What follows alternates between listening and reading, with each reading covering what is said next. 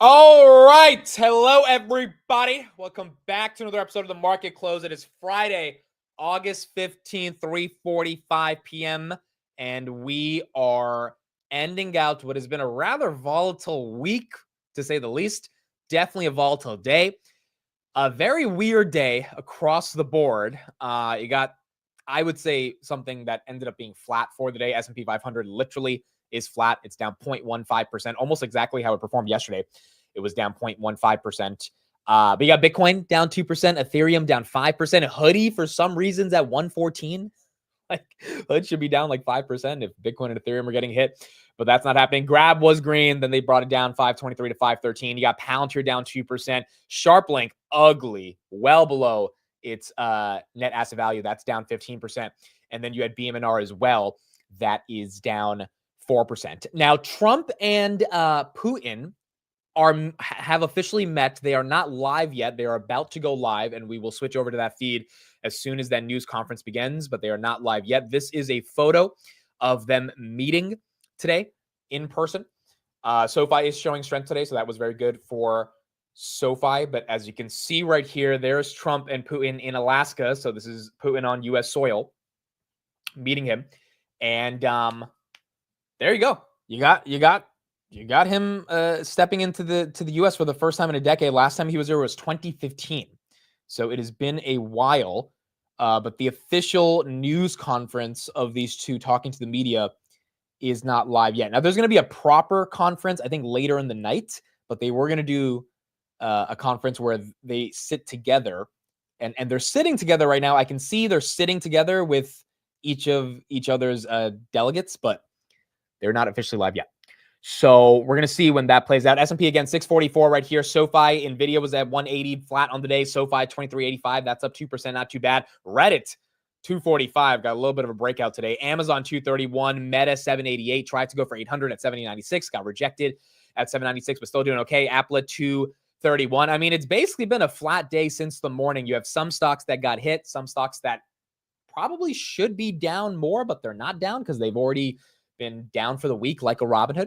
And then you have other stocks that are kind of just flat, like an AMD, even though that one is slightly down on the day. That one is recovering from 164 at the low last week after their earnings as well.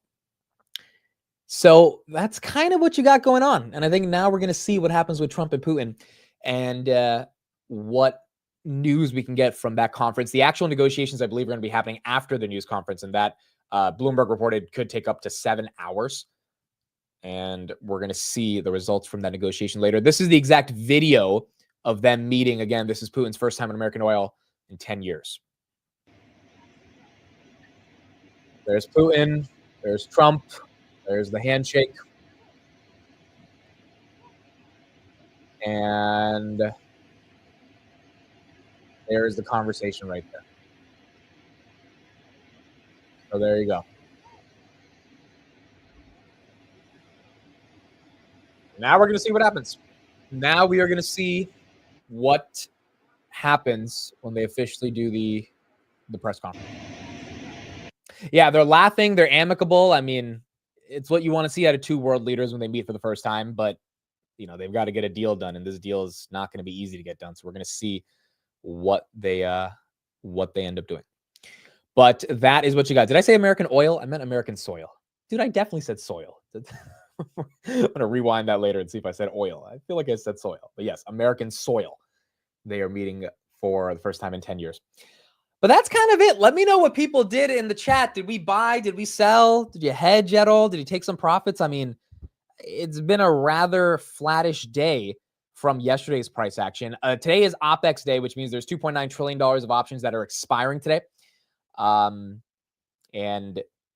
you know, that means that some of the wonky behavior was expected. But overall, I think it's been, I mean, I'll take that. S&P flat on a day like this, I will take that. I don't think that's too bad. I did say oil.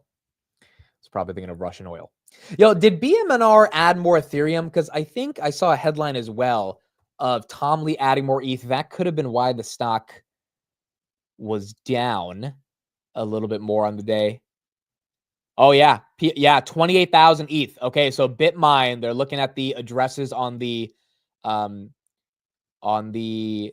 blockchain, and it looks like Tom Lee's address from Galaxy Digital, which was their broker, bought 28,650 Ethereum. Now, did they have this 130 million already? Maybe. If they did, they didn't need to dilute.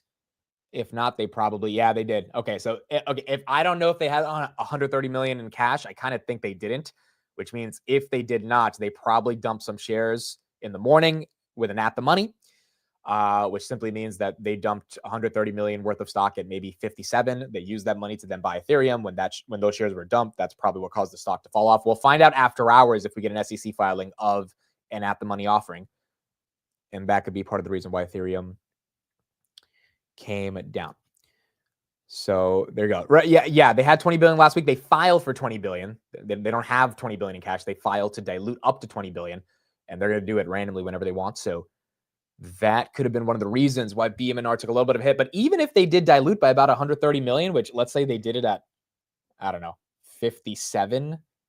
It was at 60 at one point today. That was about 2.2 million shares. That means they dumped in the open market, which is not that much for something that gets, what's the volume on it today? BMNR volume is 57 million. So it could have been swallowed up by the float if that is what ended up happening. Cool. Okay, so that's kind of what we got on Ethereum. Outside of that, not much. I see a lot of people saying they sold their BMNR today or they took some profits, which is not too crazy. UNH continuing to hold on, doing great. I mean, again, 12% on the day. You would think maybe it would give back some of the gains. Nope. It's held at $34 on the day, has really not given back. I think it was at 310 in the morning. Now it's at 305. But if you are a fan of UNH, you will take that, which is not too bad. I closed some cash grip puts, some covered calls for profits. Oh, I sold my Nubank. So I sold Nubank at literally 13. I know it got to 14 in the morning, but I sold at 13. So I think I said this in the morning, but I said this on Tanner Stream. I was on Tanner Stream yesterday. I did a small YOLO on Nubank, 300 shares at 11.93. And so I sold that at 13. So I took some profits on that. Nothing too crazy. But this one, I mean, look, I don't plan to hold Nubank forever, which is why I kind of didn't care about buying and selling it. But that quarter was very bullish. It's just, this is also a big company, dude. This is a $63 billion company. I mean, you're paying a decent size to get this type of growth. And I think there was good growth.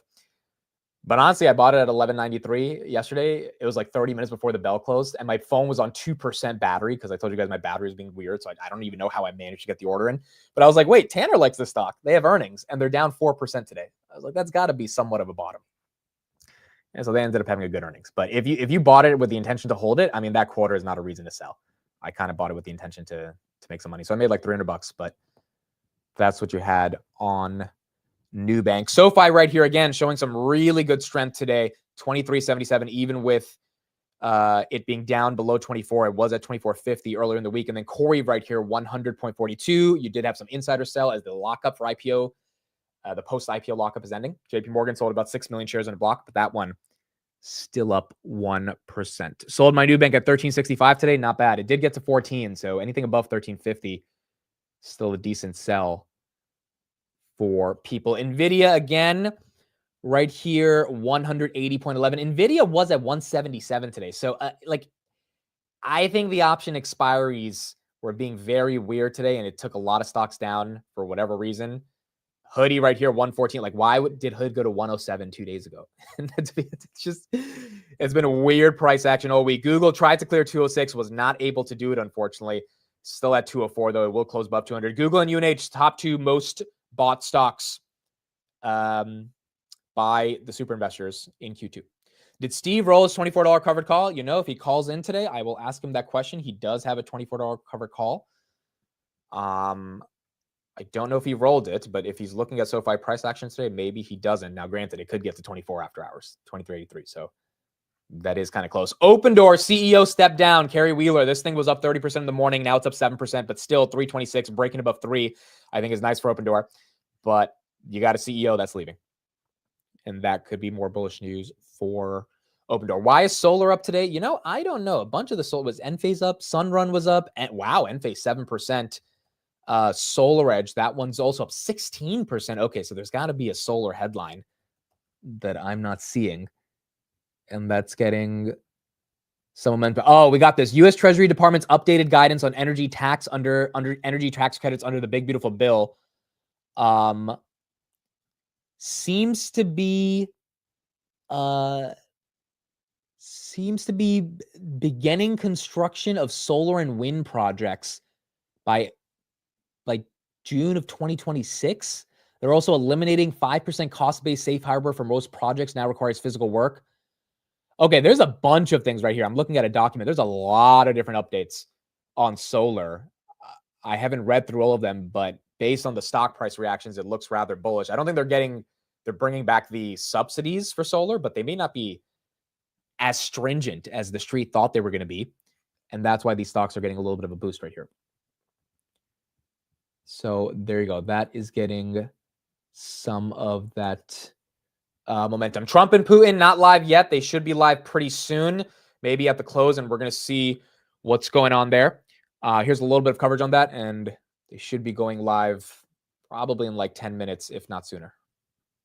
Sweet Green anytime soon, or one of those companies. I think what's important though is like you have healthcare and energy up, and I think as it relates there, Bryn, Steph, thanks so much. We'll see you again soon. Good weekend to you both. Thanks for helping us along here. We're just getting started. Up next, Steve Leisman standing by with the very latest ahead of that big Fed summit next week we've been talking about. Plus, Apollo chief economist Torsten Slope will join me at post 9.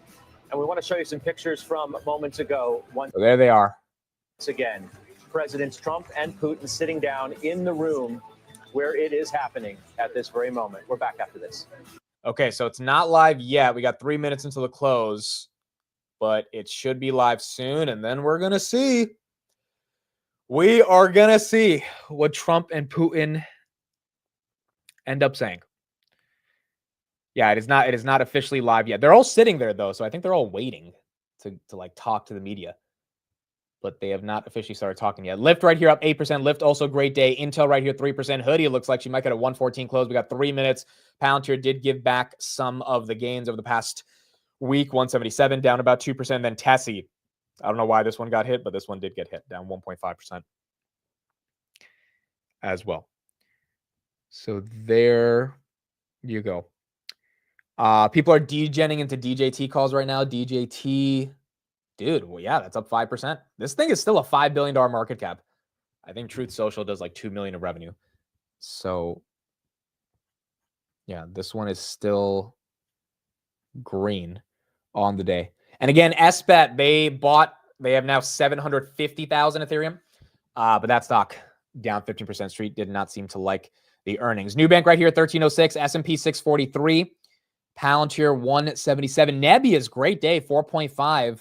Recovering even after CoreWeave's crappy earnings. That one holding in. Intel, again, the rumor of the United States taking a stake. That's why that one's up 3%. It was up at 1.7%. ASML, that's down 1.7%. Applied Materials, bad earnings in terms of their guidance. That's down 14%.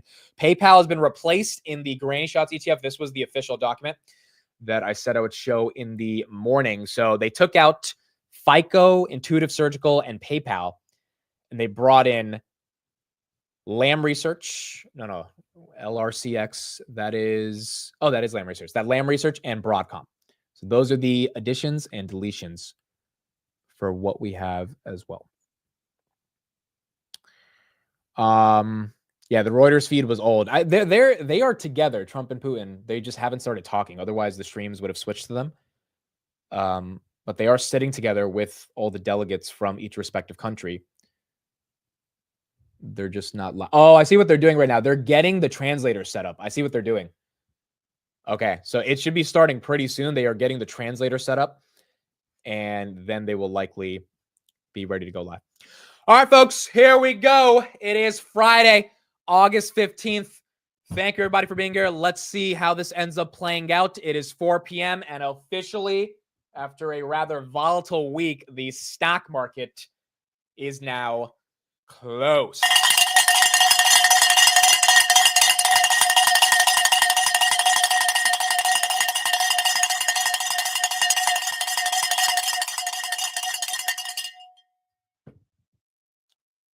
All right, there you go.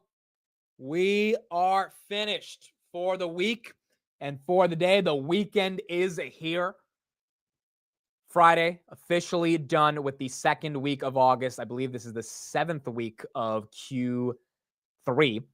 And we will be getting that 8th week on Monday as we begin trading. Palantir right here, 177.17, ended down 2.13% on the day. Nebius, 71.62. That was up 4%. UNH, 12% day.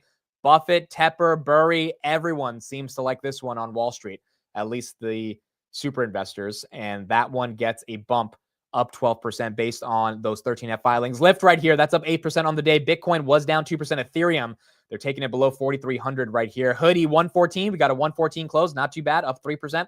So that's nice. Grab closes above 5. Applied Materials, that's down 14%. Sunrun's up 32% on the day, along with SolarEdge up 15% and Enphase up 7%. SolarEdge right here up 17%. So it looks like whatever was disclosed in that big new beautiful bill in regards to solar subsidies has been doing well for some of these companies. Duolingo, this one was flat on the day. It was down about 1%. ATNF, that Ethereum treasury that Peter Thiel invested in, this one was down 7% on the day. So that one went red. Oklo was down about 3.5%. You had Lunar, which did a offering this week. That one was up about 1% on the day. Meta tried to get 800, got a 785 close. Microsoft was pretty flat on the day, 520. Amazon 233, 231 on the close. This one was flat. It was at 234 in the morning. And then Google just above 203 on the close. Nvidia closes at 180, 180.45. 180.45 on Nvidia. I don't know why VG was down. I mean, oil prices were down, so maybe that had something to do with it, but it feels like this was more company specific. And that one was down 8.9%. All right, let's do some year-to-dates. What do we got? It is Friday. Let's do some year-to-dates, and let's see what we got at the close. You can put it in the chat. I will move over to Trump and Putin once they are live. I think they should be going live very soon because the translators are getting set up, which means if the translators are getting set up, they are getting ready to talk. But yeah, they're not officially live yet, but they are getting ready. Okay, my year to date is 111.39. 111.39. I think last week it was 104.09. It's 111.33. I think the reason for the spike over the week, even though it was a little bit of a crappy week, is because the grab options came back to life as grab got above 5. Still down on those options, but not down as much as I was last week. And so I think that seems to be the contributing factor right here. Palantir's down, grab's up. Also, Tesla came back a little bit. Tesla was like in the low 300s. Hoodie's been good all week. Rocket Lab was up a little bit. And then NVIDIA's been rather flat. Yeah, I think it's the grab options this week to me because it's been a kind of volatile week, but those grab options are up. I mean, grab was at 480 last week, so that's why they were down a lot more. Okay, what do we got in the chat? We got 45%, 80%, 90% from John, 82 from Jim, 113 from Brendan, 153 from Edson. We got 37 from Usama, 113. First year of events thing from Ashish, 30%. Not bad. We got Rinkish at 30. UNH probably helped a lot of portfolios as well. I mean, UNH going up this week, 14%, not too bad. I like it. It's actually more than 14% because it was down at 237.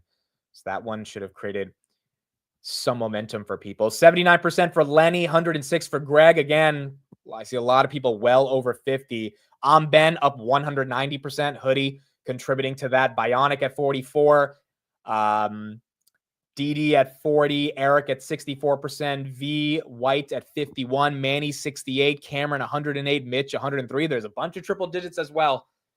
And look, this is why I was saying in the morning, like, as long as we keep this, like, if our portfolios ended today, if it was December 31st, would I be upset? No. Do I think the portfolio can do better towards the end of the year? Of course. But I just don't want to lose it. I feel like that's what happens, right? When if you have a good year to date and portfolio's getting up there, you just don't want to lose it more than anything.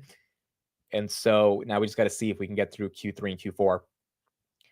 And if we do, then this could be a very good year for the majority of people. Daniel at 49, Morgan at 26, Cass at 19, A at 70, Demir at 25, Steven at 130, Ryan at 45, Tanner Proud at 71. Tanner Proud, you have a similar name to a friend of mine.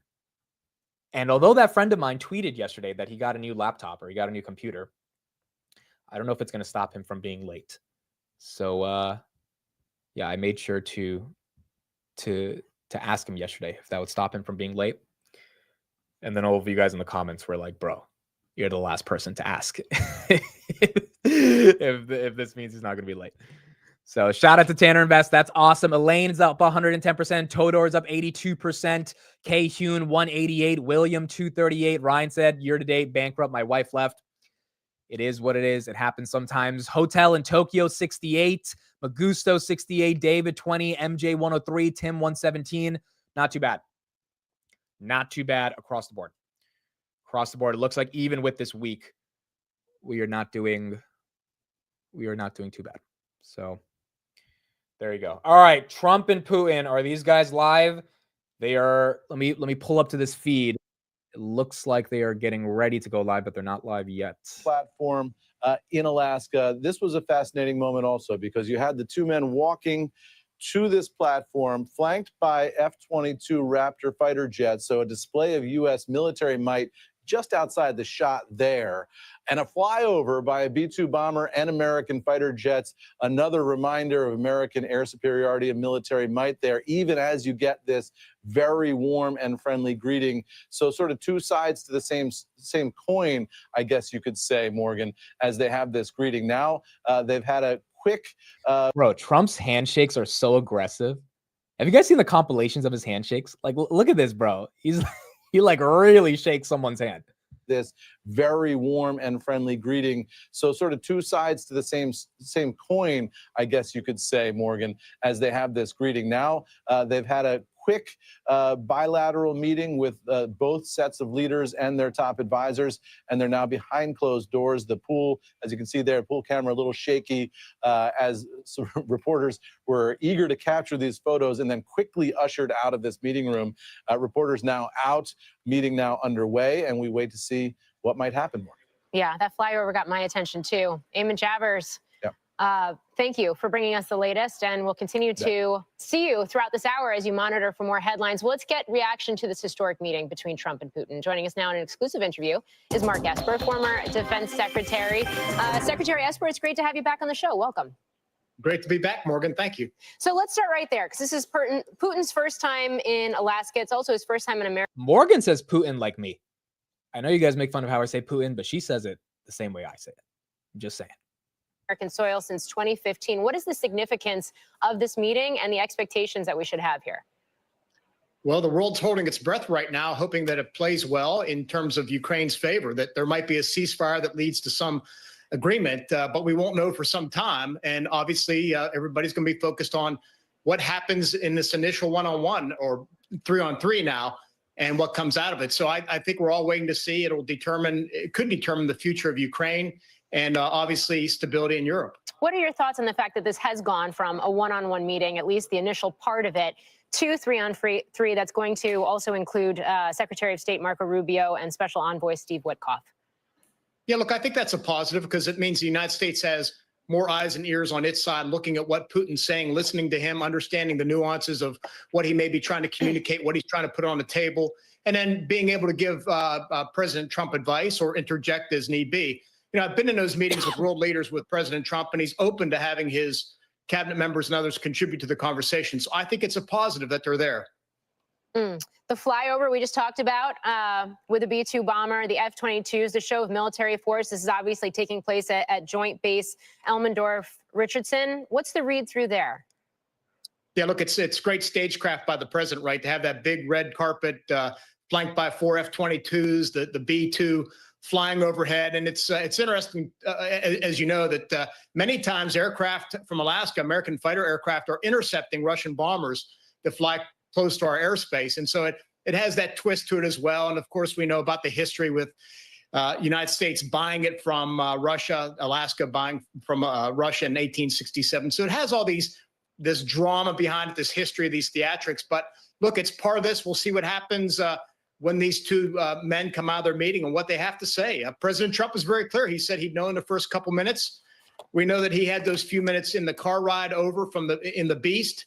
And they were seen sitting there in the room together with the 3-on-3, but we'll know more in the next hour or so. I mean, it's been framed for, as we enter the 4th year of this war in Ukraine, it's been framed as this David and Goliath story, this war, and just the ability of Ukraine to adapt, to counterpunch above its weight, if you will. I mean, even just earlier this week, I think there was video footage that was circulating of Ukrainian drones making attacks into Russian territory. What does it take to actually get to a ceasefire, let alone some sort of peace deal? Right. Well, look, it's due to Ukrainian courage and persistence and adaptability on the battlefield that they've fought the Russians to a strategic standstill. I mean, let's face it, Putin wanted to conquer all of Ukraine. He wanted to replace the government with a puppet regime, and he wanted to rule that country and bring it back into what he sees as the Russian Empire. But he has not been able to accomplish that. He's only gained less than 20% of Ukrainian territory. So the question will be is, as each side has exhausted itself, and we know the numbers for the Russians, over 1 million killed or injured in this conflict over the last 3 years, they're going to look to some type of agreement. Putin obviously has maximalist demands. He's continued to say that he wants Ukraine to demilitarize. He wants the army to shrink, no Western assistance, no opportunity for NATO to join. And he wants removal of the so-called Nazi regime, which is Russian propaganda for Zelensky and his cabinet and his government. And for Zelensky, he wants just the opposite, right? He wants Russia to withdraw and to pay reparations and to return the tens of thousands of Ukrainian children that have been taken off to Russia. So the stakes are high, the sides are wide apart, and the president's aim here today is to get some type of ceasefire and continue the conversation and get Putin into a position, hopefully leveraging sanctions or the threat of sanctions to compel some type of movement by Putin. We know. Guys, I don't know if we're going to see them live. So multiple streams got cut off, and now it looks like the date or the time is 7:30 Eastern, which is 3 hours from now. It looked like they were going to go live. I don't know if that is for sure going to happen. I'm trying to confirm it right here. Maybe when they were in that meeting room together, that meeting was just for them to that they were taking photos, but then they were going to just spend time talking. But then no, Fox has this. They have this one up. Hold on, they have this stream up right here, and this one is live right here. Unless they're going to keep this live for 3 hours until 7. I don't know. We're gonna have to see. So we'll keep it. We'll keep monitoring it over the next 30, 40 minutes. But if not, then it might just end up being something super late at night.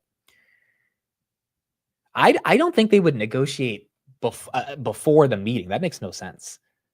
Like, I feel like they would do the meeting and then they would spend their time negotiating. Otherwise, it would take too long to do a public meeting. So I still do think there's a shot they go live in like the next 10, 20 minutes. It seems like everything's set up. But we're going to have to see. Regardless, I do think the markets would like it if we get some type of a deal. I'm skeptical that we could, but if we do, it would be one of those tailwinds for the market to realize that geopolitical stability could have a meaningful shot of coming back into place. And so it'd be bullish, but question is on if we could get that deal done. All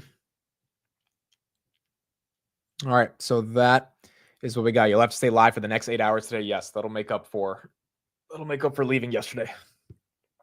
We'll have to do that. In terms of other market news today, so I mean, I think we looked at some of the main stuff. I have a couple headlines that I'll show you guys, but in general, the big news from yesterday obviously were the 13Fs and the level of buys and sells in big tech, which I think we've got pretty much all of them as of today. And the conclusion is the top 10 buys last quarter were UNH. Oh, Amazon's actually number 2. I thought Google was number 2. Amazon now, based on a couple new ones we got today, is number 2. UNH, Amazon, Google, NVIDIA, Meta, Microsoft, TSM, Apple, and Capital One. That is what the street ended up buying. And I think that was the big headline over the past couple of days. That's what we got. So all of the volatility in the markets based on the OPEX today, I think, was one of the reasons why the S&P ended up flat and nothing changed that dramatically with it. But look, we're at 643 over the past month. The S&P 500 is up 3%. 6 months, it's up 5%. And year to date, we've just crossed we crossed 10%.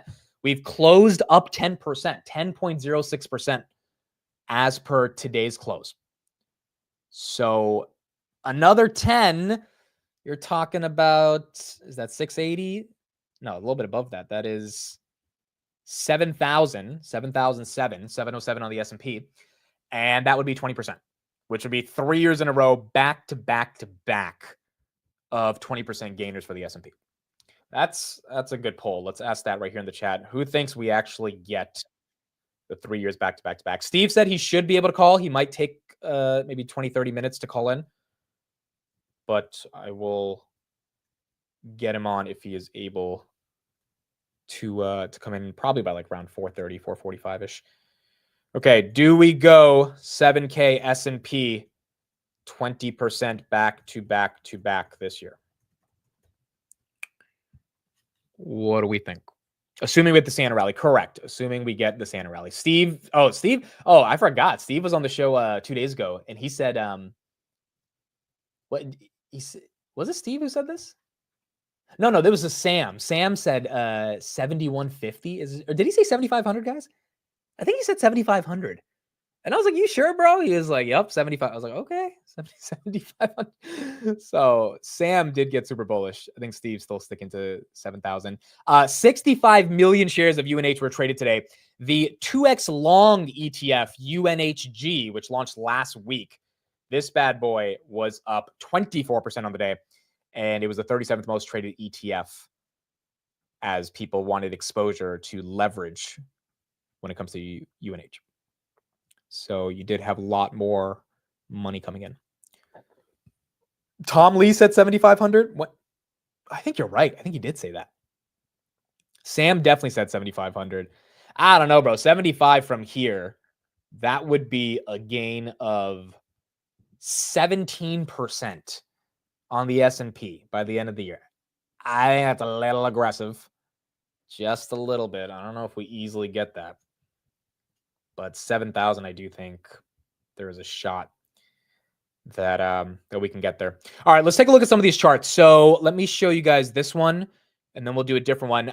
Speaking of UNHG, assets in leveraged equity exchange trade products. So these TSLL equity ETFs, leveraged Tesla, NVDL, that's a big one, leveraged NVIDIA. 120 billion have now been poured in 2025, cumulatively, into assets in leveraged equity exchange traded products. So you do have people that are super levered. Oh yeah, Tom Lee said 7,500 on ETH. That, yeah, not the S&P. Tom Lee's like, I think he's like 6,800 on the S&P, 7,500 on ETH. You do have a lot of money pouring into these levered ETFs, which makes sense. Obviously, you got the market excited as we are in a bullish market and people want to get more momentum. But that also goes the opposite direction, right? If some of these stocks take a downturn, then these levered names can get hit. But BMNR in and of itself is technically a levered name, right? Trades at a premium against its net asset value. And if that premium increases, that is your leverage for why you would buy that over Ethereum. And it looks like 120 billion are now in that part of the market for leverage ETFs. And then you got this stat, which I think was surprising, but also not surprising. Homeowner households declined for the first time in 9 years. The reason this is not surprising is because people aren't buying homes because rates are too high and people would rather have their money somewhere else versus dealing with the process of buying a home, the process of refinancing a home. Also, people aren't selling their homes as easily because then they would have to spend a lot of money buying a new home.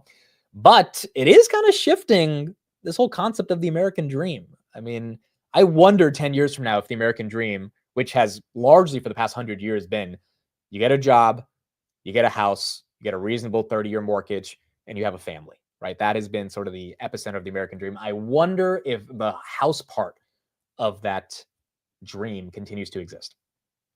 Now, granted, if rates come down and houses become more affordable, I think that dream comes back, but it has just not been affordable over the past couple of years.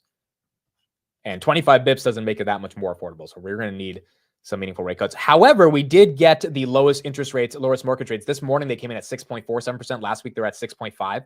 So the fact that they came in at 6.47% is decent as rates have started to, at least on the mortgage side, begin to come down.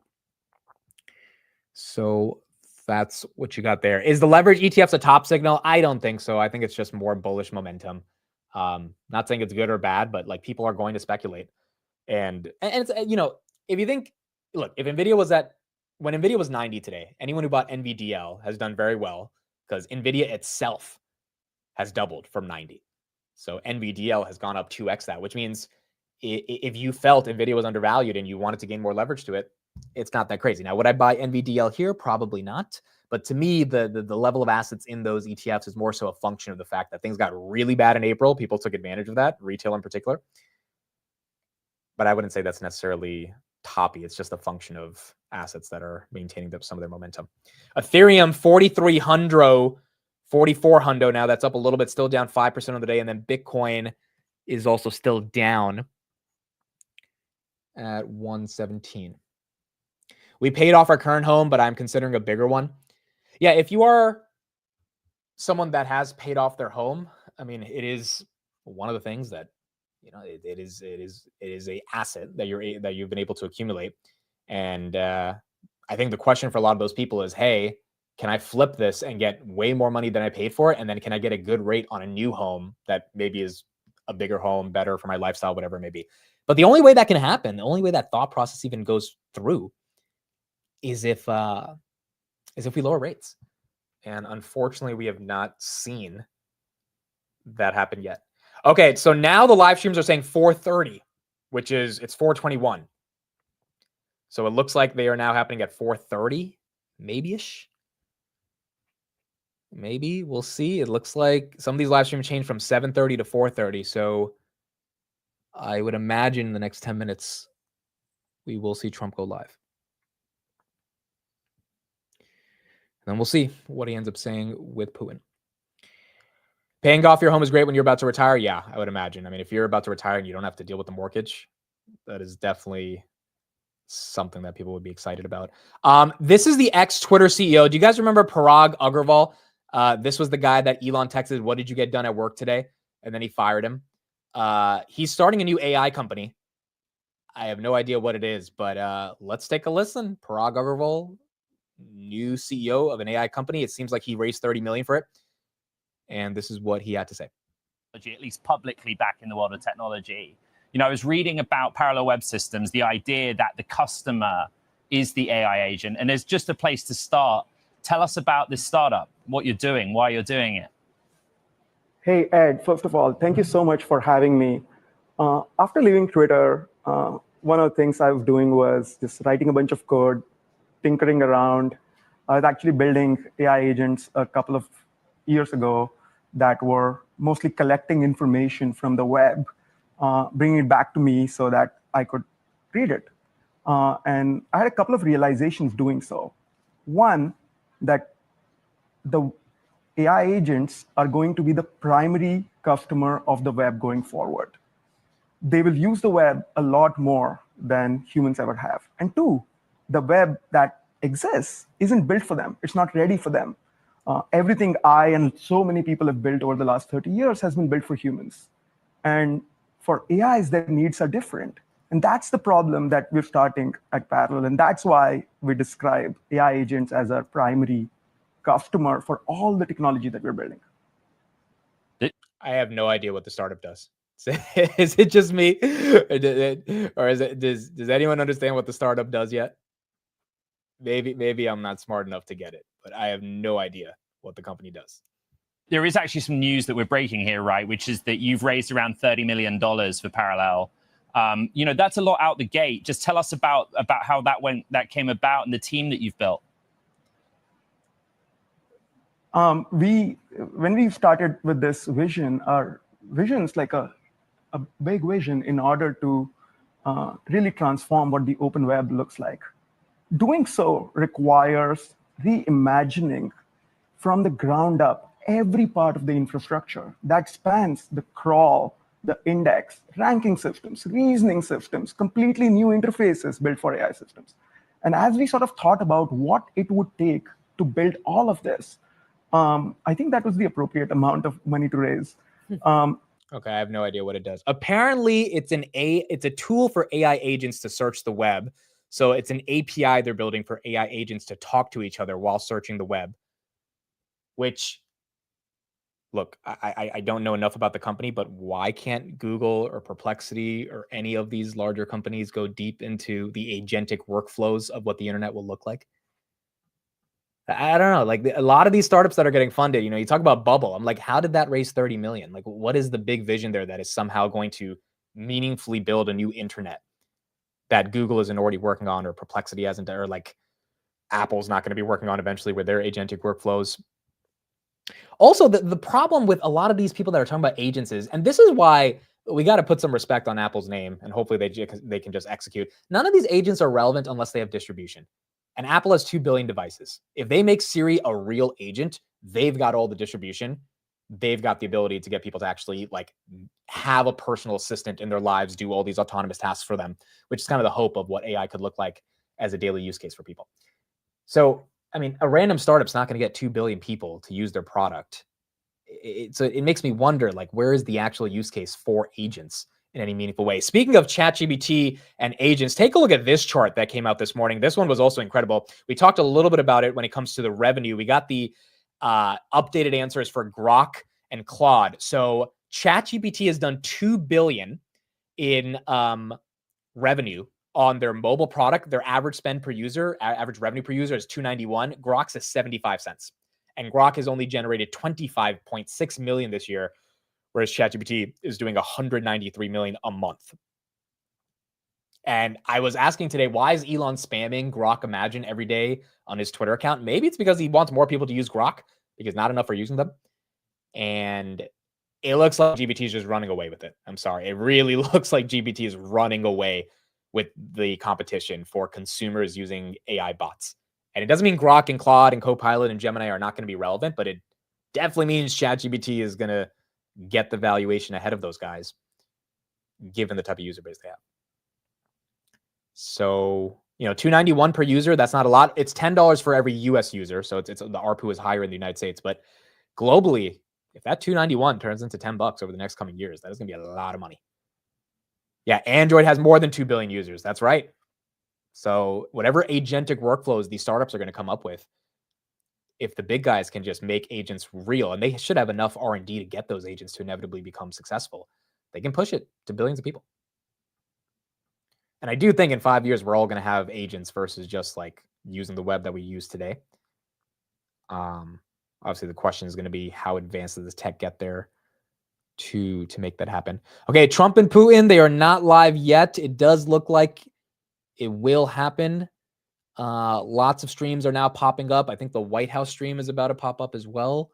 If that one pops up, then we definitely know they are going live. Yeah, I'm seeing a lot more streams popping up. So maybe, again, not confirmed, but maybe in the next 10 minutes, we should see them officially go live.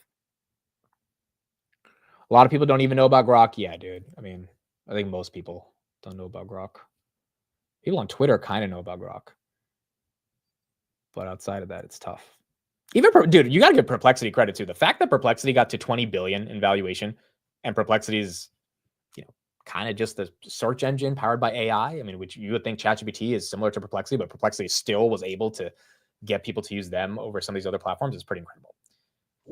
And so the question is, how many more of these will exist, and will they even survive, or will they just get eaten up by things like Apple? Here's an update on the markets today as we've ended out the second week of August. P500 has opened up a pretty wide lead. We know generally why that is, right? The S&P is much more levered to the very largest mega cap growth stocks that have been the main story about the AI theme. The Dow is more defensive. Obviously, the price weighting also makes it somewhat tricky. And you see it's just been struggling to get back above its highs from December. Now, this whole game of trying to figure out when that mega cap dominance might wane and we might have some kind of more enduring transition. Well, B of A is trying to come up with an answer here. Savita Subramanian there has basically tried to compare the current period with mega cap dominance over the equal weighted S&P with prior instances of when this has happened, and basically says it looks somewhat like what happened from 1988 to 1998. And then, of course, at that point, you did see the massive peak in the tech bubble. So this blue line here is overlaid what this dynamic has been since 2015, suggesting maybe we're not that far from a moment where you might have some mean reversion happen. Obviously, that ratio went south for a while thereafter. I've always said it's unlikely this kind of a pivot happens just on the fly, right? It doesn't usually just happen in an uptrending market with an ongoing economic expansion, but who knows, perhaps stranger things have happened, Morgan. I mean,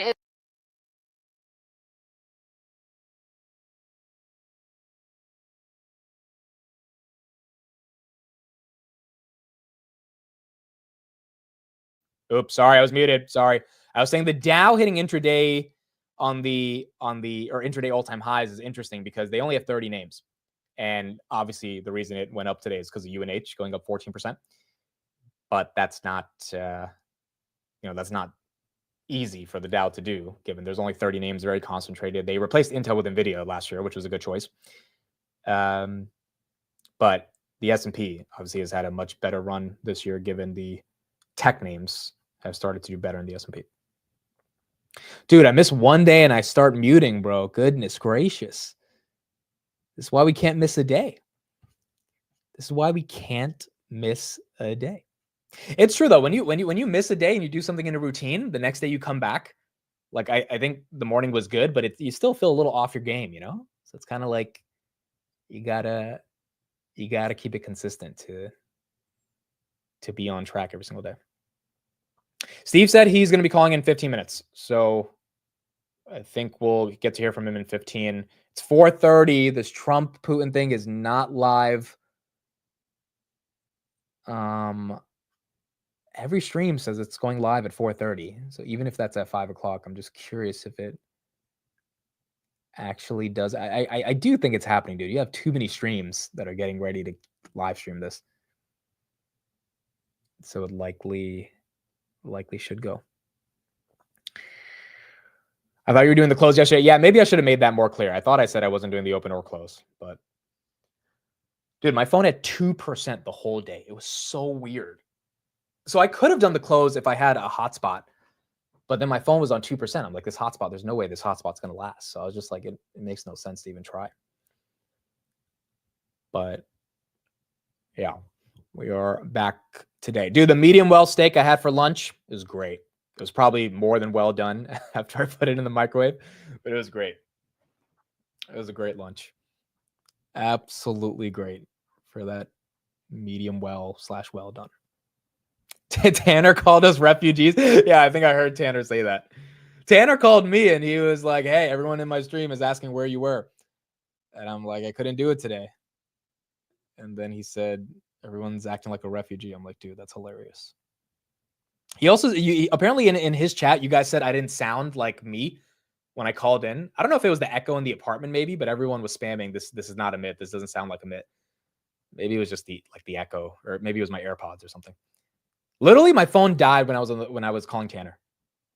Like I was surviving on 2% somehow all day. I would plug it in. I would go leave for 10 minutes. I would go get some work done in the apartment, and then I would be back. It'd be like at 3%. I'm like, dude, this phone is done. It's cooked. It's officially cooked. And it led to me just pumping Apple even more. How many steaks did you eat this year? That is a good question. I don't know. I gotta figure out, but I think I've had at least 7 to 8 steak dinners this year. I found out what good steak was like this year. Now I know people are gonna say medium well means you haven't found out yet, but still. I think I found out what decent steak actually tastes like. Year to date on your steaks? Yes, exactly. Yeah, dude, I tried doing a soft reset. I really think, again, this is my phone. Because the thing is, the phone kept overheating. And I was like, this is my old phone. I was like, why is it overheating? And then I realized it's not because it's like hot outside or hot in the apartment. I think it's because this part of the phone is open. And because it's so exposed, maybe the heating or the cooling capabilities in the phone are not doing what they're supposed to be doing. The battery probably got cooked, yeah. And so I was like, all right, this one's just dead at this point. At this point, we just got to move on. I was thinking of upgrading, but I kept avoiding it because I was like, I don't need to upgrade. The phone works fine. But if it's not going to charge, I can handle if the phone is slow. I don't really care about that. I just cannot handle if the battery, this new phone, bro, I got it from Apple, and I didn't charge it all night, and I just put it on charge, and it's still okay. It's been almost, not exactly 24 hours, but I think it's been 18 hours, and it's hasn't died. I'm like, okay. And that's why you buy a new phone. I did not use a case when I cracked it, unfortunately.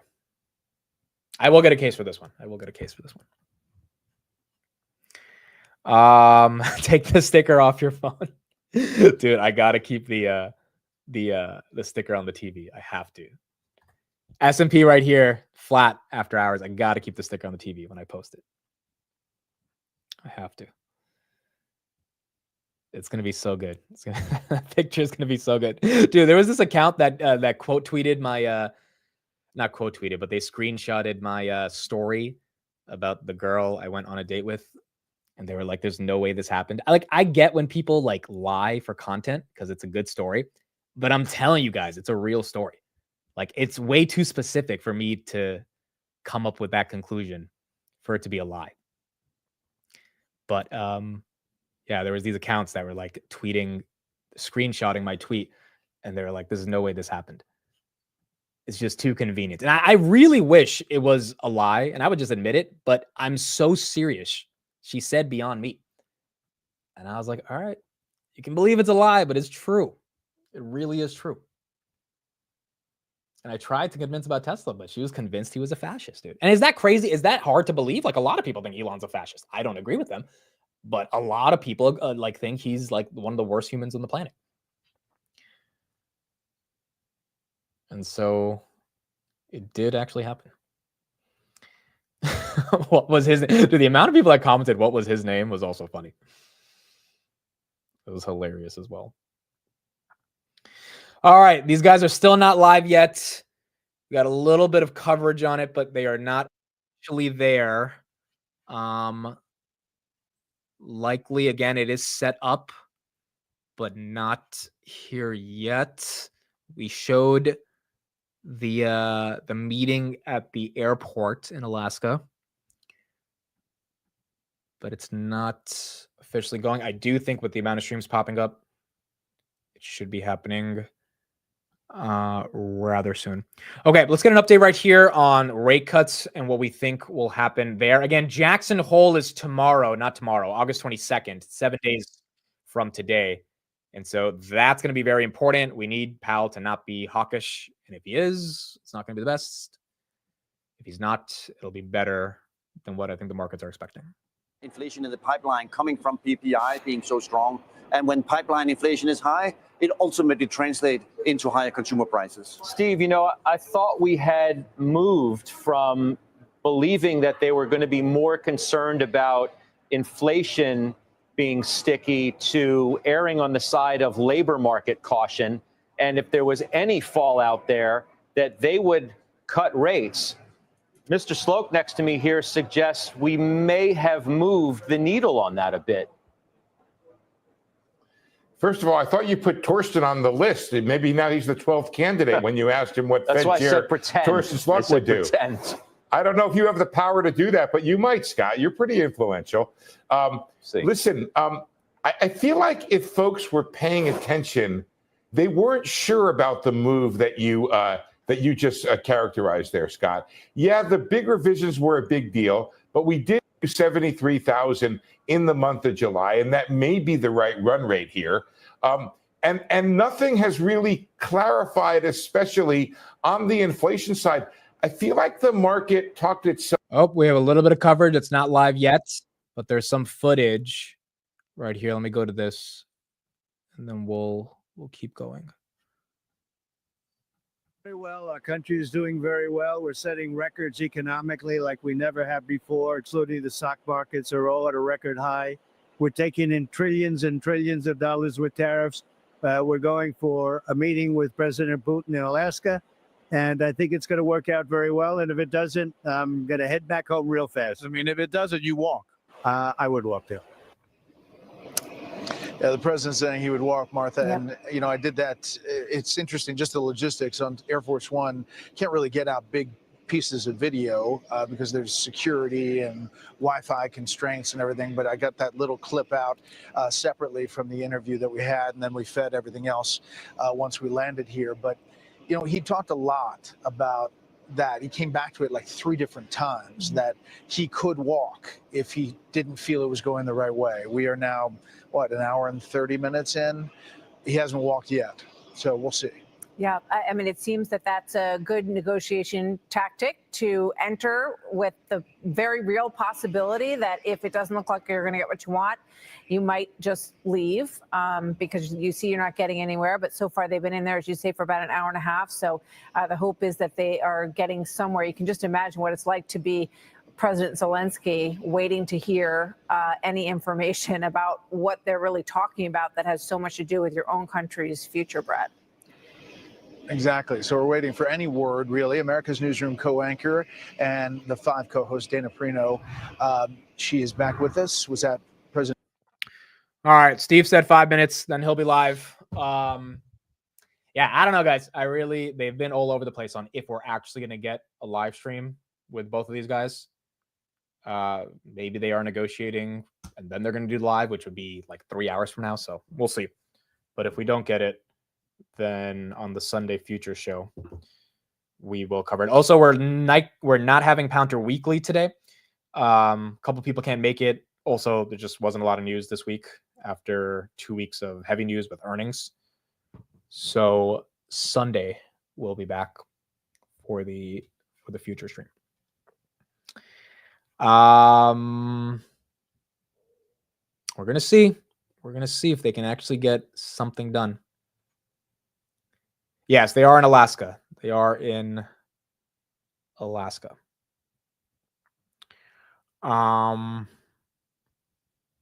Steve is doing his milk run before going live.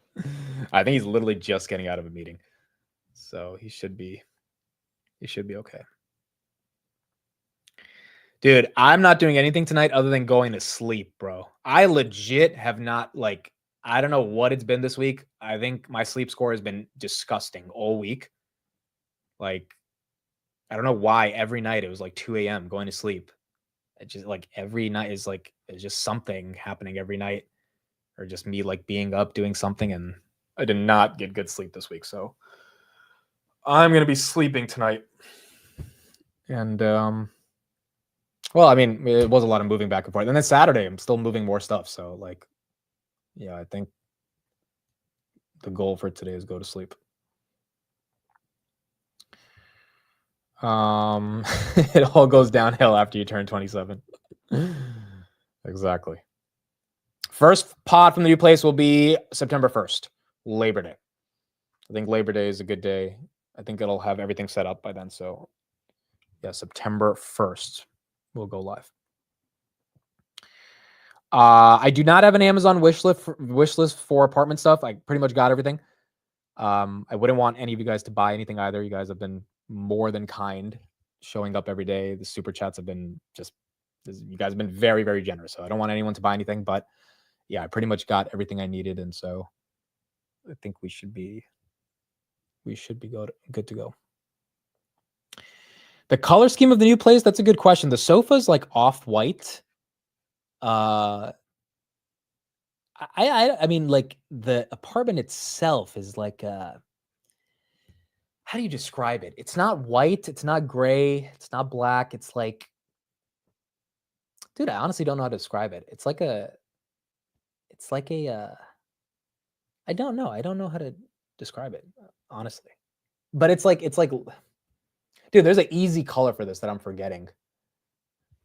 Let me see if I can see what I'm trying to say. It's like a mix between white and gray, I guess is what I'm trying to say. But I don't know exactly what the color for that looks like. Beige, that's the one. Beige. See, why was that word so hard? Beige. Yes, that is the word. Beige. That's basically what it is. That's the color flow.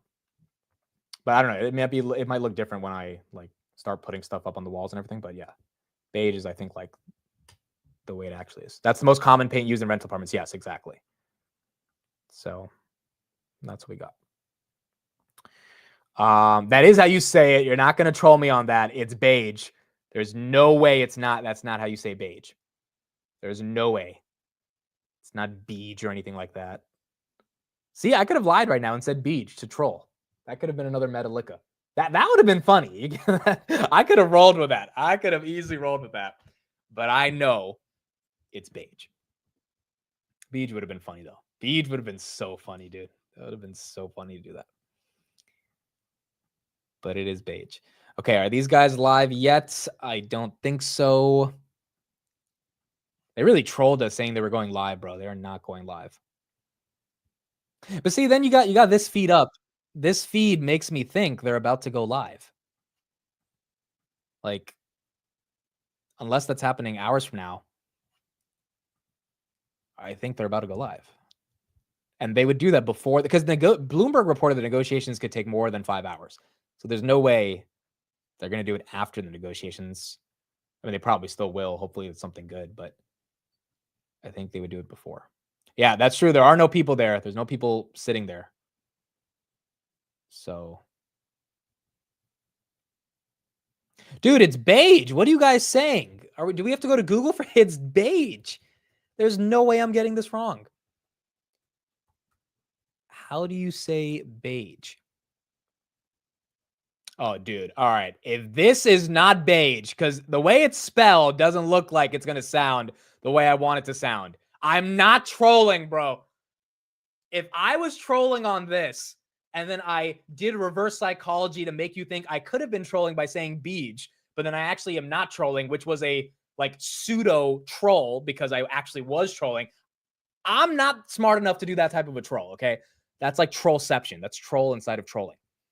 But if Google says it's beige instead of beige, I don't even want to play it, bro. I don't even want to play it. Oh my gosh. Beige. Okay, I feel like I said something that's similar. Like I guess I'm sounding out the G more. Beige. Oh yeah, I don't hear any G. I don't hear any G from her. Dude, why does this always happen? Hold on, can we use someone else? Can we use a different? I'm gonna use Google Translate. Let's see what Google Translate says. Let's see. Maybe I'll have something on my side. This is getting stupid, bro. This is actually getting stupid. Beige. Why is the G silent? Like, why are they doing that? Why is that the case? Beige. Okay, no.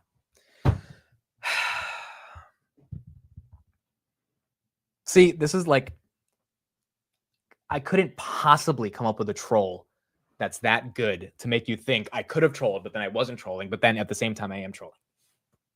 Like I couldn't possibly do that. You're thinking of beige? But there's another word called B-E-I-G-E. What does that word mean? No, it's the same word, right? Yeah, it's the same word, but it's a Z-H, B-A-Z-H is how you say it. Hold on, there it is. Yeah, B-A-Z-H. Beige. Okay, well, whatever. These French words in English. You're mixing beige and badge. I'm saying it with the G, but I guess you say the G is a Z and the H, and that's why. You need Duolingo for English? Yes, I actually need to officially do that. You're adding a D to it. I am kind of adding a D to it, which is not helping me with the allegations because I'm adding a D to it, so I understand. The French are Amit's worst enemy.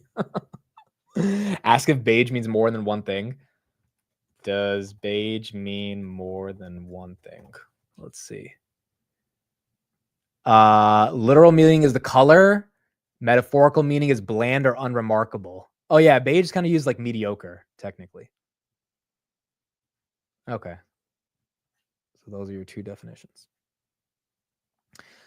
Are they live yet? Let's see. Are they live? Do we have anything from them? Don't think so. Let me see. Let's see here.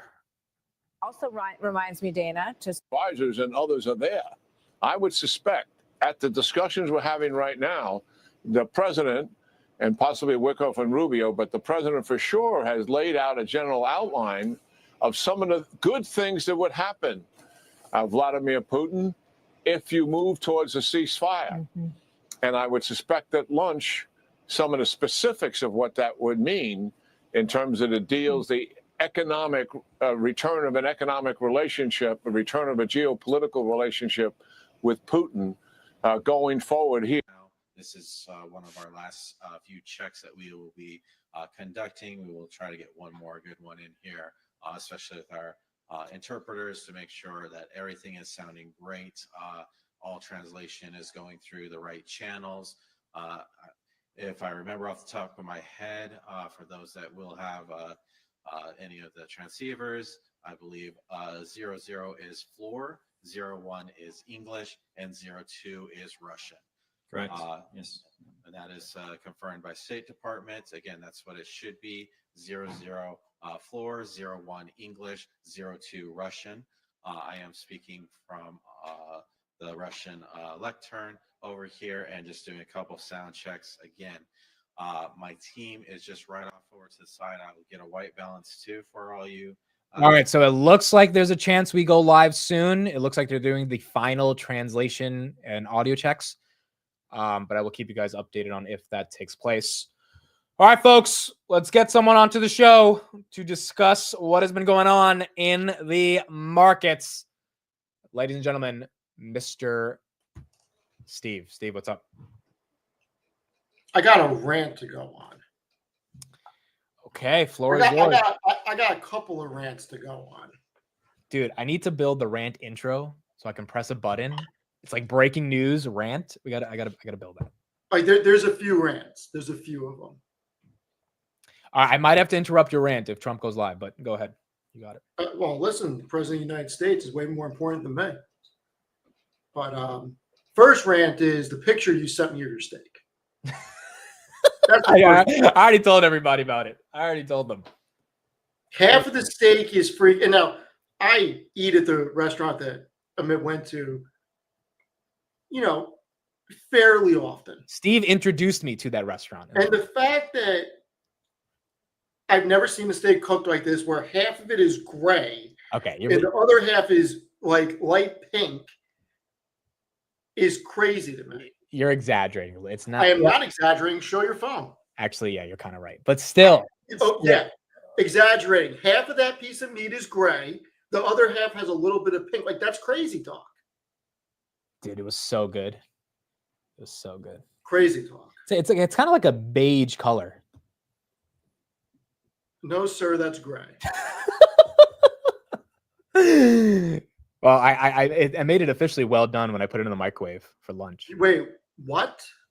Yeah, I had to put it in the microwave for lunch. Why would you?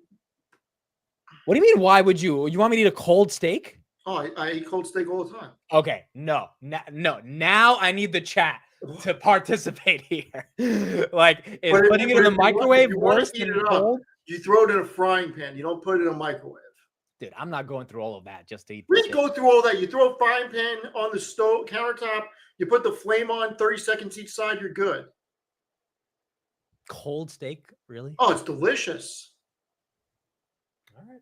Okay. Just like cold pizza. You never eat cold pizza? No, dude, I don't get that. Cold pizza is like. Oh my God, cold ziti? You gotta be cold ziti is amazing. You gotta be hungover to eat cold pizza. What are you talking about? Who wakes up and says, "Oh, instead of heating up this pizza, I'm gonna eat it cold"? Like me. Okay. Cold pizza, cold ziti, amazing. Okay, what's the second rant?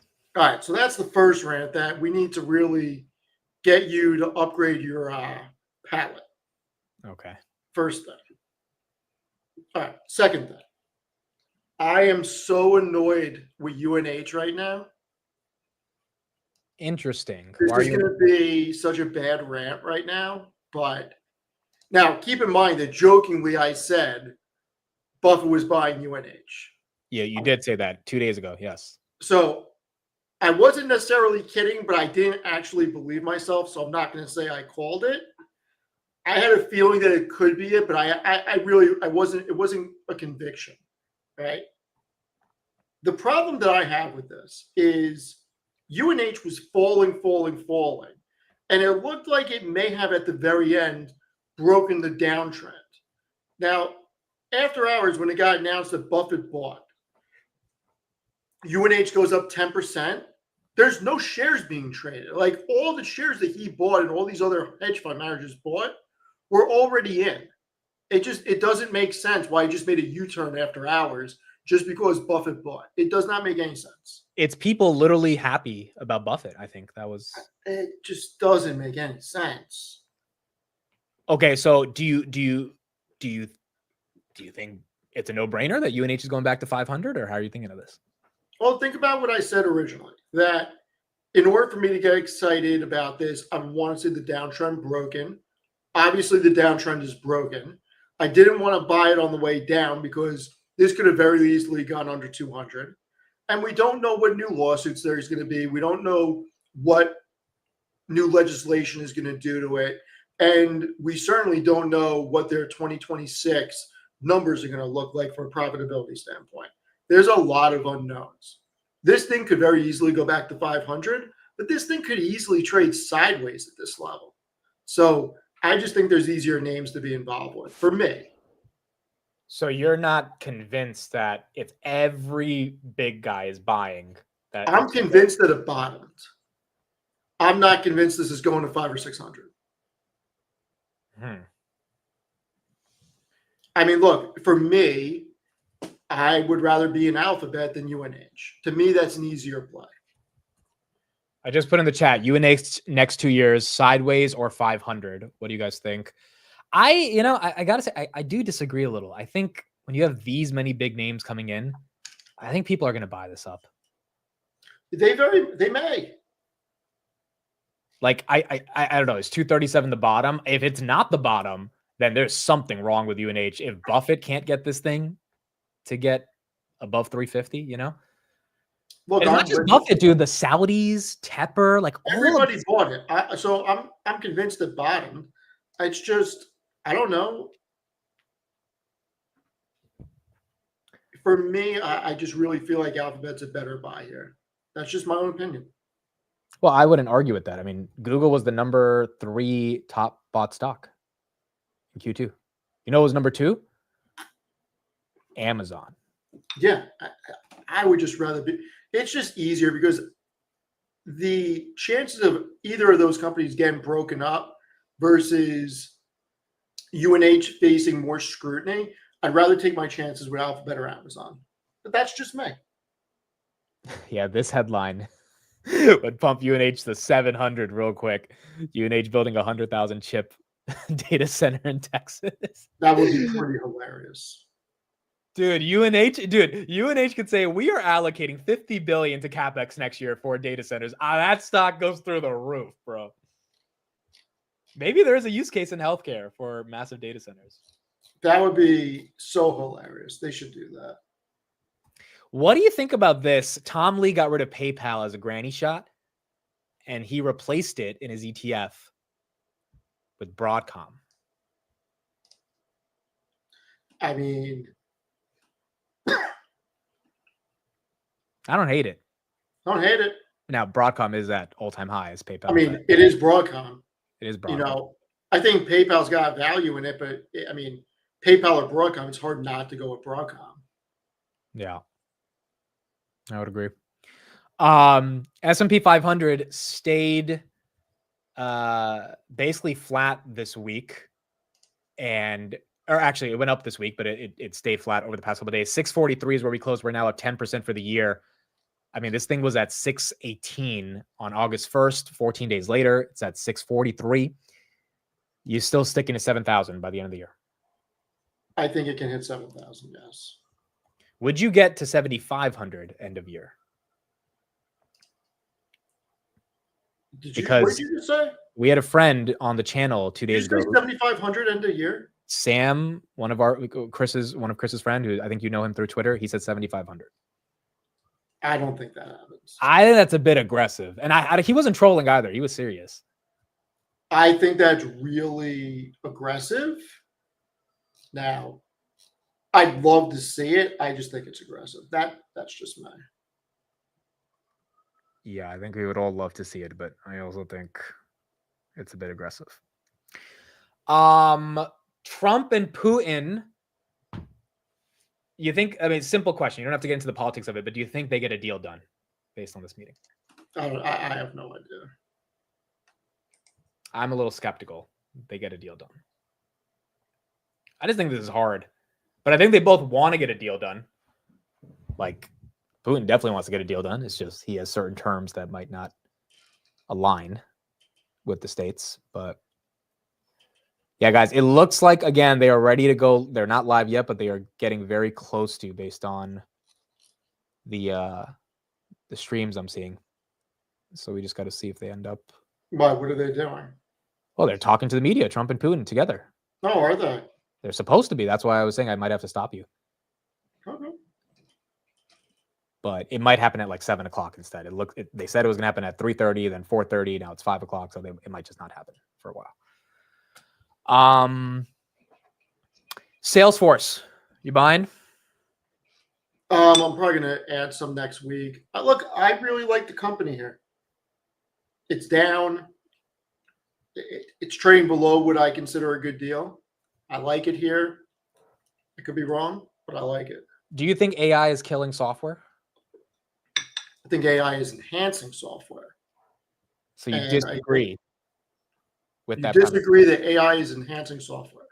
No, I'm saying you disagree with the premise from a lot of these software analysts that, I mean, Salesforce is down 27% year to date. You still need software for AI to run on. Well, their whole argument is you're not with agents.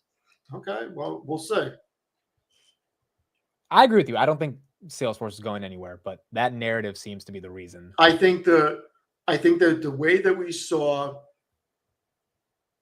a consolidation in other areas, we're going to see consolidation in software, and it's only going to be the best software survives. Think about how many little software companies there are. You can't tell me that there's going to be 30 HRIS systems and 20 or 30 ERP systems. Like, there'll be 4 or 5 in the next 5 years. I just think that the bigger are just going to get bigger. They're going to get better. And I don't see smaller software companies surviving.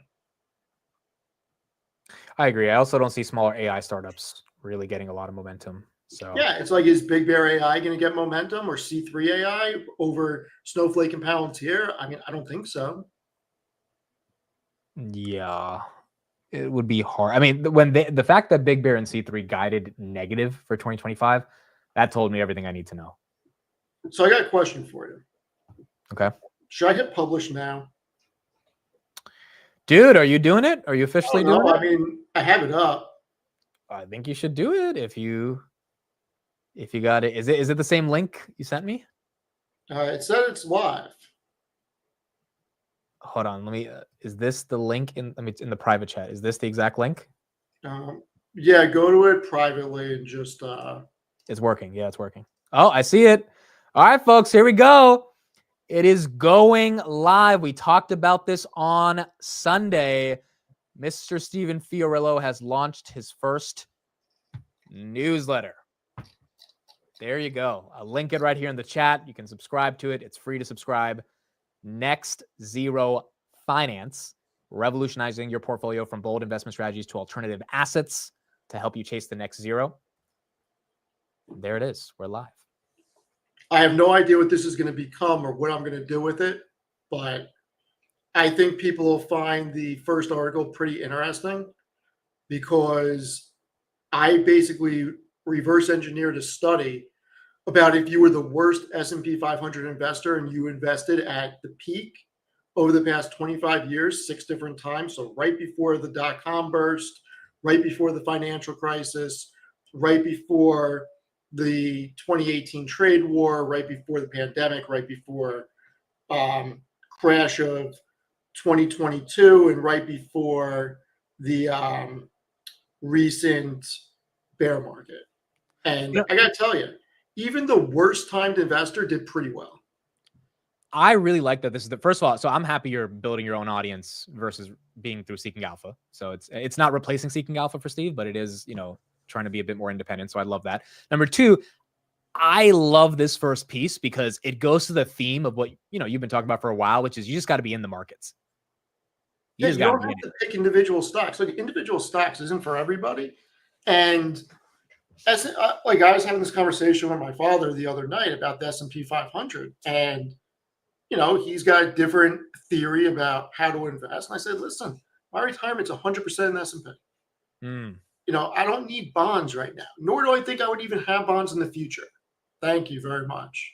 So, I actually modeled out, I can show it on my screen, how many rows down it went. But if you scroll down just a little bit, what I found really interesting is I actually took the time and went through every dividend that was paid from SPY. And if you could just show the Excel chart that I clipped in there, like I actually did all the math on it, and each investment with the shares, how much you would that right there, how much your dividend payment would have been, how many shares you would have been able to purchase, and what it would have reinvested in.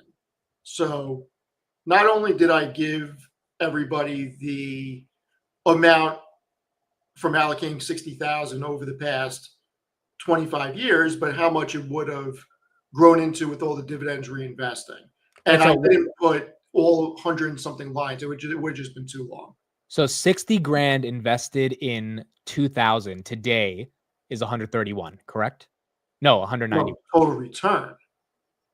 Okay, so total investment. 218%. Investing at the absolute worst times.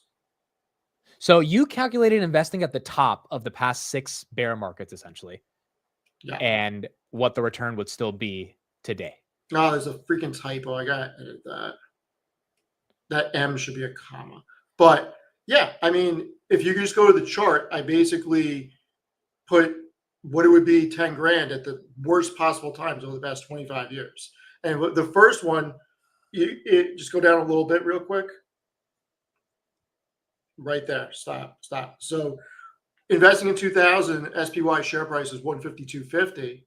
And you can see on the right, the share price gets all the way down to the 80s into 2003. Yeah. So that was the absolute worst time you could have invested in 2000. Now, the only caveat is going back 25 years, doing it all on a chart. There's no chart that has day by day. So some of these dividend payments could be off by like $1 or $2 with the share price. So I put a disclosure that, it's as accurate as I could possibly get it. But you would still do very well over time. And that's my thesis, that time in the market is more important than timing the market for most people, because all you have to do is invest in an S&P index fund. And if you have time on your side, no matter what the headline event is, the market's always gone up no matter how much the drawdown was. Yeah. So I basically wrote that just to put that out there. I think the newsletter is going to be more stuff like that, not necessarily individual stocks, but more stuff that I'm interested in just showcasing. So 60,000 out of pocket, 10,000 during 6 of the tops of the S&P still gets you a 218% return. I mean, that's the resilience of the it's like 8.5%, 9% a year over 25 years at the absolute worst times. When the market, it's just under the market return, and that's buying at the absolute top. Yeah, I think I was talking about this morning as well. It's like all of us care more about individual stocks, but like just having something that's safe, whether it's 401k, emergency fund, whatever, in the S&P. Well, the next one's I think gonna blow everybody's mind, because the next one I'm gonna do, I think, is a 25-year look back. If you would just put 1,000, if you would just put 1,000 or 500, whatever it is, every 2 weeks. So every paycheck, $500 or whatever it is, into an S&P fund over the past 25 years, and show how you would have done buying at the tops, the bottoms, in the middle, and really showing, because to me, that's the most important thing, is getting people to understand that it doesn't matter if we're out of time. If you have time, as long as the U.S. economy keeps doing what it's doing, the markets will go higher. They always have. The short-term volatility doesn't matter. I think that's why in April I was able to keep saying I don't care. And I think people started thinking it was a bit when I was saying I truly don't care. But for people that know me, I truly don't care because I'm buying the S&P every 2 weeks, no matter what it does. Yeah, I think let's say the markets didn't recover from April. I think everyone would have cared in the sense of like you would be annoyed and sad and Yeah, just but unless you're retired or unless you're close to retirement, everybody who's investing into a retirement account is still buying the S&P at lower prices, or they're buying a total market fund at lower prices. So over time, you're getting a better deal. I mean, for people who were investing during COVID, I mean, look, that time was scary. We've never seen the country shut down the way it did. Nobody knew what was going on in New York City. There was nobody there. Still was investing in the market every paycheck. And the shares I bought then in a very dark period are now worth significantly more. And it would have been the same thing if the tariff stuff had continued, is your point. Right. You can't predict what's going to happen. So for me, it's more just, well, I think one of the best strategies just in S&P, if you have access to an S&P index fund, I think it's one of the best strategies. That's just my opinion. I don't even think it's an opinion, dude. I think it's objectively true. Like it's right. It is something that is much safer for most people to navigate. Someone actually tweeted today. Actually, it's a good question for you. Good question for the chat as well. Prakash, friend of the channel as well. He tweeted, I have a friend who has $1 million. He's a doctor. He's in his early 30s. How would you tell him to invest that $1 million?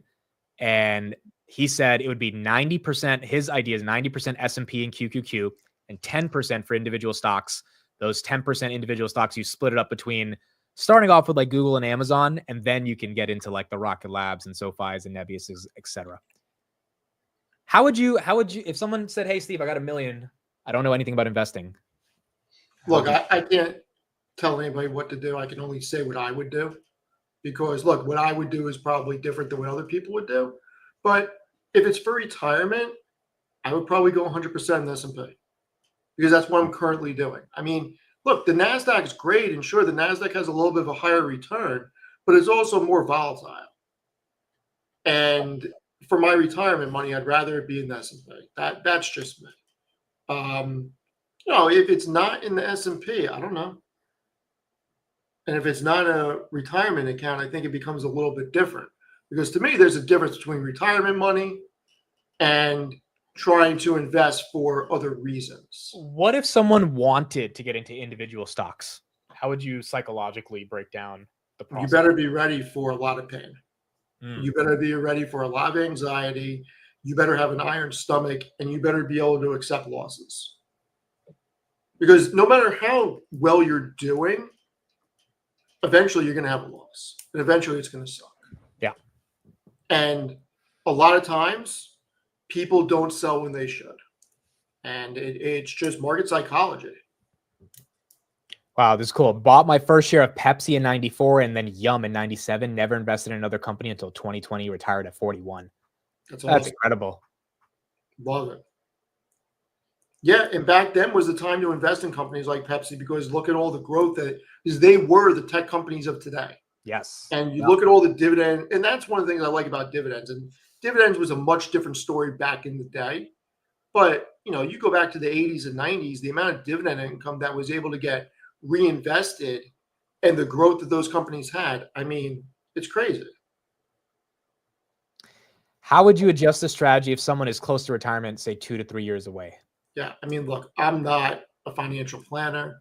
I really can't give anybody advice on that. You got to really look at what your goals are and what you want out of retirement. I mean, I can tell you that if I was retiring 2 to 3 years from now, my strategy would probably be more of what Amit does. But I also have a lot of practice in doing things like that, even though my Palantir stuff is a little bit underwater.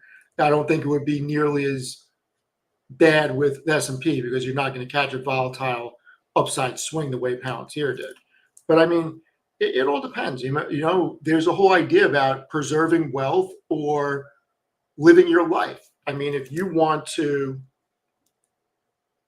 create a situation where you take your nest egg and you just want it to generate income, I mean, on $1 million, put it in freaking T-bills and you're going to get, 40 grand a year. Is that enough to live off of? Depends where you live, what your expenses are, what else you have. You can build out a portfolio of ETFs and whatnot and keep some in the S&P. S&P is a 1.6% dividend, and you can get an aggregate 5 or 6% yields. It all depends what the goals are. Yeah, I mean, a lot of these questions come down to your subjective view of A, an individual stock, and then B, your time horizon on investing, but C, your risk tolerance. Like Grab is not a safe company to invest in compared to the S&P. And D, the D, which nobody thinks about, is simplifying your life. And when I say simplifying your life, if you're going to retire, try to be debt free. Try to not have a mortgage on your house. Try not to have credit card debt, and try to have your overhead as low as it can be, so you don't need a tremendous amount of money coming in to live off of, and simplify your life. What do you think, all right, I'm going to throw this number out there. I want people in the chat to respond as well. Now, everyone's in a different part of the world, but still. How much do you think someone needs to make per month to live? 10,000, 5,000? I know it's a hard question because there's so many variables, but. Yeah, I mean, do you have kids? Do you not have kids? Do you live in a high tax state? Do you live in a state that you need a vehicle? I mean, there's so many variables to it.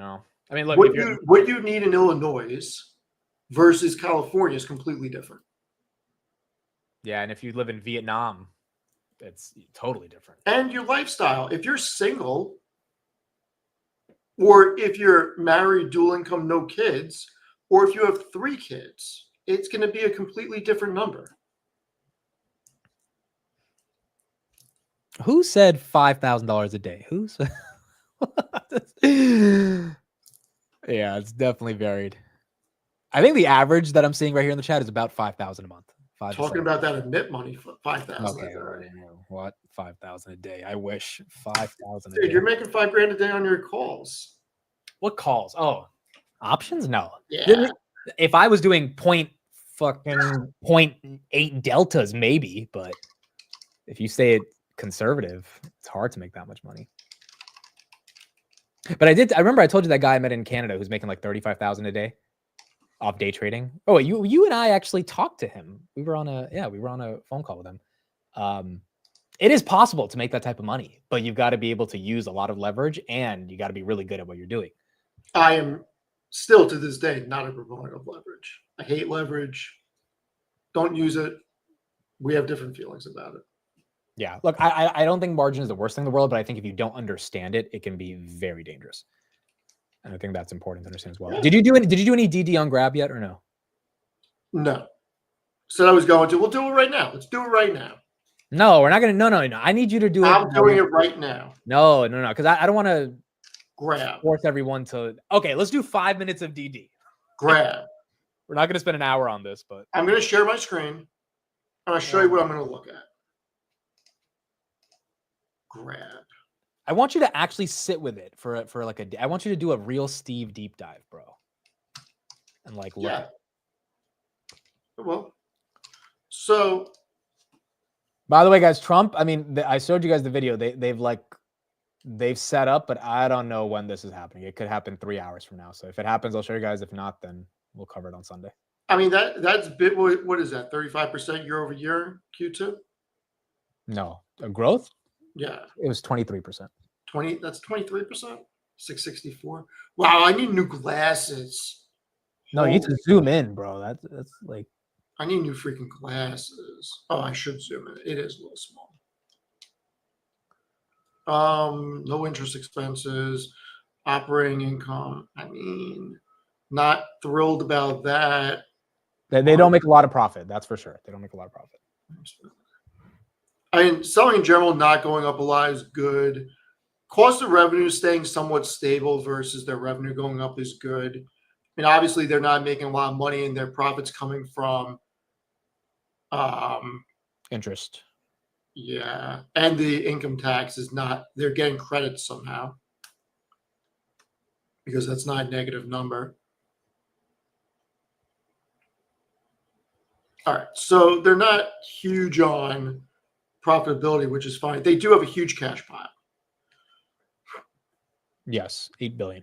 Over 7 billion in liquidity. How much debt do they have? Net liquidity is about 5.9. Wait, 283 million in long-term debt. And they have over 7 billion in cash. I've been trying to say this for 3 months. I mean, that's interesting. So it's more than interesting, bro. It's one of the best balance sheets in the stock market. Right, so the total equity on the books is over 6 billion. What's the market cap? 20. So you have an EV of 20 14. billion. Jeez, that's a big market cap. So what are they doing? Is issuing shares to build the balance sheet? No, they raised the convertible note. They did a sailor. They raised it 0%.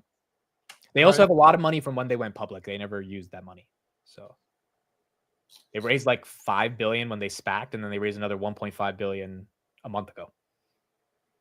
But they do have 4 billion shares, so there's a lot of shares. Yeah, but all right. So explain this to me. Why is their cash from operations so much less? I mean, what is the change in net operating assets? Because that's their margins suck right now. So their free cash flows, their adjusted free cash flow is going up, but like so I like this. I don't like adjusted numbers. I like that they're barely paying out stock-based comp. That's great. Yes, that is normalized, which is really good.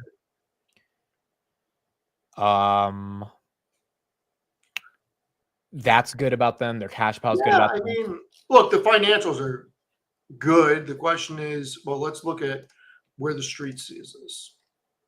I think the street's underestimating. I mean, they've been not. I mean, look, the year-over-year growth looks big, but that's not a lot of profit. They're not factoring in a lot of profitability in the future. Agreed. Which is where I think the bull case is. There's asymmetry.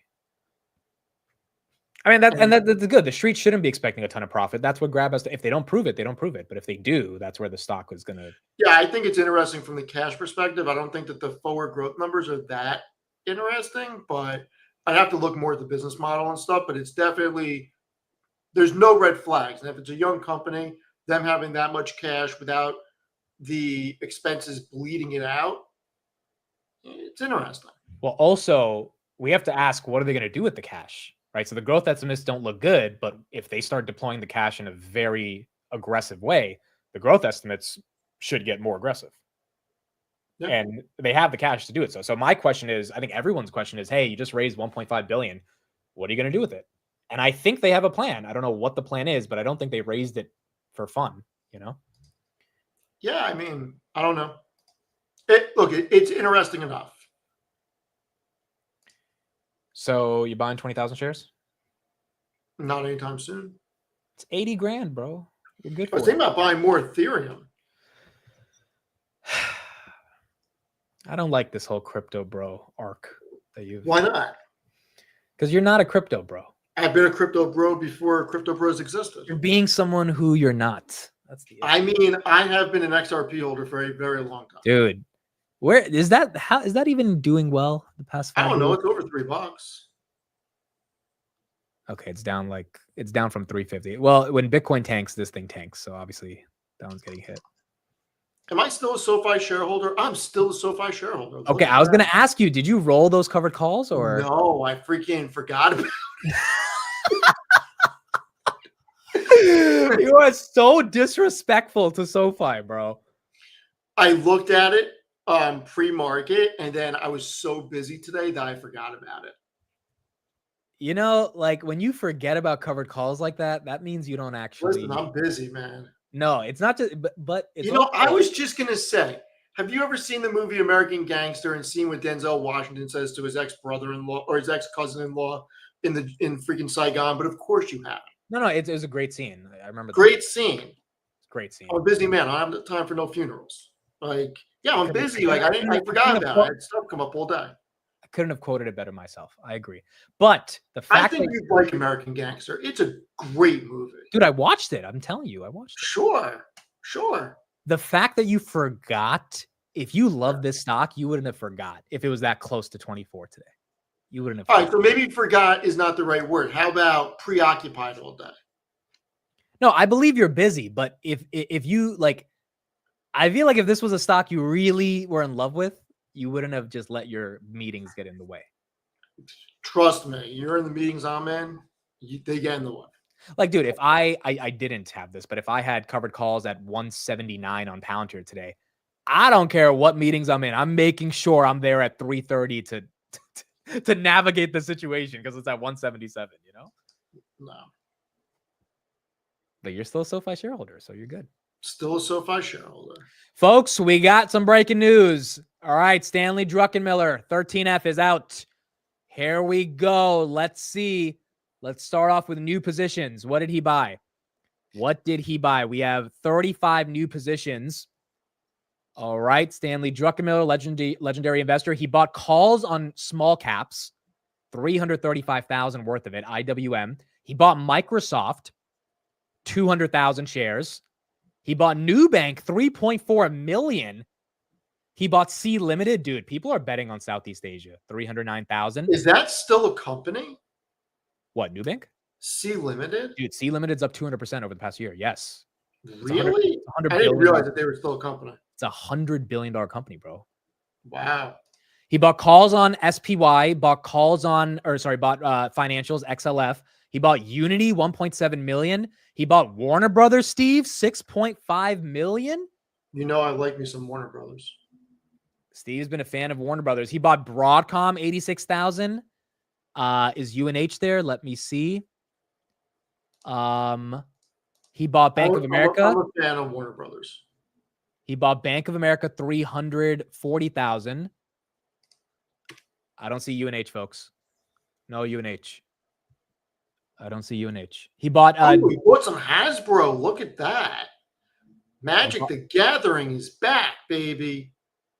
He also bought DHR or DHI, so he's going long with Buffett for the home builders. Dude, he bought 460,000 shares of Chime. Huh. So he bought some Chime, Broadcom, Warner Brothers, calls on SPY, and calls on small cap. Dude, calls on small caps is bullish. That means he's expecting rate cuts. I mean, CME Group keeps changing their stance on what we're going to get. Okay, let me see what he closed out. He sold. Oh boy, he sold all of his. He only had 18,000 shares, but he sold his Tesla. He sold his. Amazon. Only 18,000 shares. Yeah, but for Drux, that's not a lot. You know, he sold 18,000 of Tesla, sold 136,000 of Amazon, and that's it. I mean, those are the big names. He sold some of his. I gotta do something. I need to keep going. I need to bring two things up. I want to show something. Okay, he sold some of his Capital One or all of it. He sold his calls on United. And he sold his calls on Delta as well. Okay, so then let's see if he added to any positions. We saw the new, we saw the closed. He added to AppLovin 50,000 shares. He added to DocuSign 215,000 shares. He added to Flutter 27,000 shares. He added to Roku 600,000 shares. I don't understand Roku. I guess I'm a boomer. He added to Eli Lilly 5,000. I don't understand them. Yeah, I don't get them either. As my coworker would say, I'm elderly because I call restaurants instead of ordering online. He added to TSM 166,000 shares. Look, Drux looks pretty bullish. This doesn't seem like he is expecting anything bad over the coming months. And then reduced, the big thing he reduced is BCS. I actually don't know that ticker. He sold 2 million shares. Kinder Morgan, he sold 580,000 shares. Twilio, he sold 160,000 shares. He sold Kinder? Not sold completely, but he reduced. That's interesting. He still has 1 million shares. Interesting. Well, I want to show you something. He also sold 5 million shares of Coupang. So that's another one. Of what? Coupang. Okay. Don't know what that is? CPNG. It's a guys, is this company in Korea? I think it is. It's like an Amazon of Korea, if I'm not wrong. But I think that's what it is. All right, so that's what we got from Drux. That's what I want to show you why Alphabet's being disrespected. Okay, and I'm putting the link in the chat for those that want to see it themselves. This is the website you can go to see everything. All right. Yeah, Korea of Amazon, right? Or see, this is why I can't talk. The Korea of Amazon? Dude, something's wrong with me. Can we get you some Alpha Brain? I think I'm just talking so much throughout the day. This stuff happens. You know what I said yesterday? I think you need to get in touch with Rogan and try to get sponsored by Alpha Brain. You know what I said 2 days ago? I said I dotted my T's and crossed my I's. Yeah, but that, I think you were joking. No, I wasn't joking, bro. It just like... I feel like you were trolling with that. I wish I was trolling with that. I genuinely wish I was trolling with that. All right. So this is from an article that I wrote in February 7th, okay? Before Q1 earnings came out. The market had Alphabet's 2025 EPS projected at $9.03 and their 2027 EPS at $11.82, okay? 30% growth they were expecting over the next 2 years. So I want you to make a mental note of where we're at.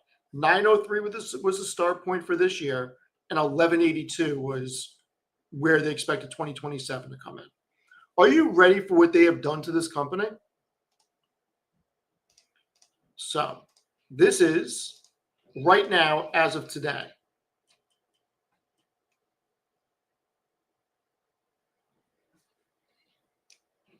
They have taken 2025 up from 903 to 993. They took it up by 90 cents. But they've only taken 2027 up by 18 cents, which is absolutely destroyed what the forward growth looks like. But if we plug back in where they started the year at, it's 33% growth over the next 2 years. This is on Google? This is on Alphabet. Why did you say? Oh, I think I misheard. I thought you said. I thought you were going to do this on Amazon. Okay, you're talking about Google. No, Alphabet. I said why Alphabet's being so disrespected. Okay, so why do you think those estimates haven't changed?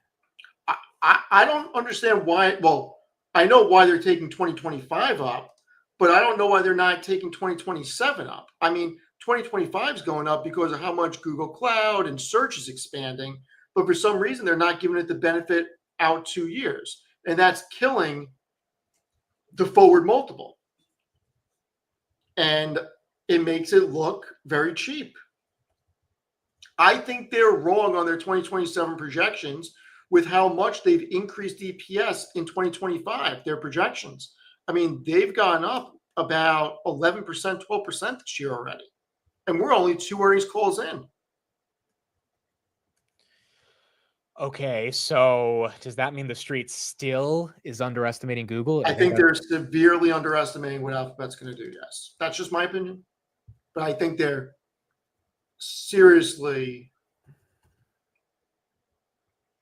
what's the word I want to use? I just think that the street is wrong on what Alphabet's going to achieve in the coming years. And I still think fair value is closer to, no, let's do it together.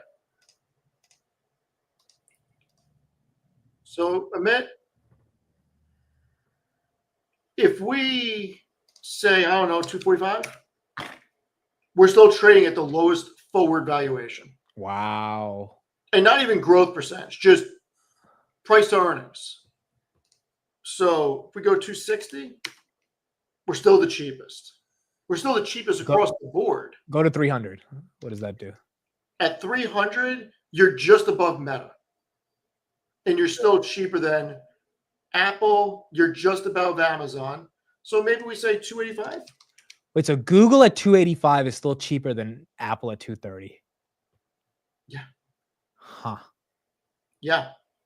Can you do Nvidia 250? What does that do to its 2027? We're at 36 times in 2027 is not even that crazy. With 61% growth over the next 2 years in earnings. I mean, that's freaking cheap, in my opinion. I don't think has there ever been a company that has been so cheap and lived up to the growth expectations to continuously be cheap? Like, I've never seen anything like the valuation of Nvidia. I've never seen anything like it. If they got a valuation that was like Tesla, I mean, forget it. Forget it. All right, that's a little aggressive. But they look at how close 700. Their forward valuation is basically the same as Tesla at 700. So Nvidia at that would be almost it's at what 180. That would be almost 50. No, is that 20 trillion? It's around there. 20 trillion is the same as Tesla at 1 trillion. Right. Now, obviously, if Tesla grows more, the estimates change. But I mean, I gotta tell you, I'd rather buy Nvidia at 300 than Costco at freaking 972. I agree with you. I mean, seriously, does this make sense? No, it doesn't. Okay, well, let's answer this question. Someone says, I don't like looking at valuations relative to other companies. It could be misleading. What would you say to that? I'm going to give the standard answer that I always give. It doesn't matter if you're selling widgets or software. $1 revenue is $1 revenue. Dollar profit is $1 profit, and 10% growth is 10% growth. How they're generating that from their business doesn't matter. I mean, NVIDIA and Amazon are both growing off the charts, and they're multi-trillion-dollar companies. Yeah, I also think it's hard to not compare the Mag 7s to each other. These are the most important companies in the world. Who else are we going to compare these to?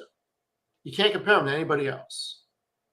It's just when I throw Costco in there just because I have a vendetta against the valuation, it doesn't make sense to me that people are still willing to pay over 40 times forward earnings for Costco. It's crazy talk. NVIDIA 300 doesn't even look crazy at this point. Let's do an updated poll. I think we do this every month, but one Mag 7 next 10 years. What's your pick? Yeah, it's tough. Put it in the chat as well. One Mag 7 next 10 years. I think I know my pick, but it's legitimately tough. But once again, I think Alphabet's being very disrespected, and I think it can go 285. I don't think that's crazy. Okay, to me, the answer to that question is there's a safe pick, and there's like, I think the pick that will win. The pick I think that will win is Tesla, if they figure out robotics and Optimus. But I think the safest pick is freaking Amazon. There's a couple of safe picks in here. No, all of them are safe, but I think Amazon will still grow and be safe. What about look, Microsoft could be the one too. I know a lot of people don't like them, but think about the whole OpenAI aspect at this point. Dude, they own theoretically 51%. Yeah. Yeah. But Sam Altman's not trying to give them 51%, and he's trying to negotiate a new deal. So they're still going to get that's going to happen. Okay. No, but well, there have been reports that are saying Satya's open to it, so he can move on as well. But they're still going to end up with minimum 35-40% of the company. They're still going to end up with a tremendous amount of the company. So if OpenAI goes to 10 trillion, Microsoft gets 3 trillion. Like, I mean, what does Microsoft do with that cash? You can go buy Alphabet if you want. I mean, seriously, think about that. You get 3 trillion in cash, you can legitimately go buy Alphabet. Oh, so what's your pick next 10 years? Look, that's one of the boys about the show tomorrow. Hold on. I'll call you back in a little bit. All right, whatever. Wait, weren't you supposed to go to the thing? Or that's tomorrow? Tomorrow. Oh, the sports conference is tomorrow. One of the boys had a meeting up there today and was driving back and decided to stop, and they got all of us tickets for tomorrow, so we don't have to wait online. Dude, you got some good connections. Oh, no. One of my buddies was in a meeting up in Westchester, and he's like, all right, I'm just going to drive past it. And he called me. He's like, yeah, I was going to drive past it. He's like, yeah, I'm actually going to go in and buy some stuff. So he went in today also. But I'm going to agree with you a little bit. Tesla's not my favorite pick. But if you want to talk about on a pure potential basis, they legitimately have the most potential, in my opinion, for growth if they can figure out robotics production and AI emerging in it. I think that they'll be huge. Okay, so you pick Amazon? My safe pick is it's really hard because I've said Amazon in the past and I still wholeheartedly believe in Amazon, but there's part of me that really feels that Microsoft could be a potential. And on some scale, it depends on what the data center build out is. NVIDIA could still do it too. So but I do like Amazon. Why aren't we saying NVIDIA? Are we worried eventually data centers are not? Because I think we're worried that over the next 5 years, my theory is going to happen, which originally was an 18 to 24 month. We'd have to find the clip, but I think I originally said it was either 12 to 18 months, but I don't think it was 12. I think it was 18 to 24 months. You may remember when we were having that whole thing with Chris. I think I said 18 to 24 months, we'll have a cycle, and then we'll go into maintenance mode. I really do think that that's going to be more like 5 years now, but there's a chance it gets expanded. I think it has to be expanded. Trump is not live, guys. Trump is not live. I don't see him anywhere. And then I think what we're underestimating with Amazon is their robotics play, because they have a marketplace to everybody. What if they start manufacturing robots? And what if they come out with a consumer version from Alexa and embed that into it? I mean, that's something that is not being priced in. Well, I have a question. Let's say NVIDIA gets to 7 trillion. No, let me be reasonable. Which is going to happen. Okay, so let's assume 7 trillion. And then the growth slows down, but it doesn't slow to like 5%. It slows to like 15 to 20%. Does it get to hold 7 trillion? I think it does. Why? I think it does because if they're still growing, even if it's not as much, it'll become an Apple where they're making so much money. They're just going to do 100 billion, 120 billion in buybacks a year. They're going to juice the EPS because what else they have to spend the money on? That's a good point. I mean, and also they're going to be investing in a lot of other companies. And look at their margins. Their margins could go to 40%. It wouldn't matter. They make so much money.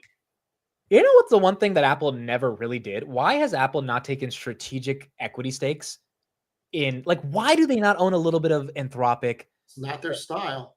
But like NVIDIA is in CoreWeave, WeRide. Can we talk about CoreWeave? What happened? Should I be buying this? No, the insiders got to sell after the IPO. So that's why it's going down. Yeah. I mean, they also missed on earnings, but yeah, that's the main reason. Okay.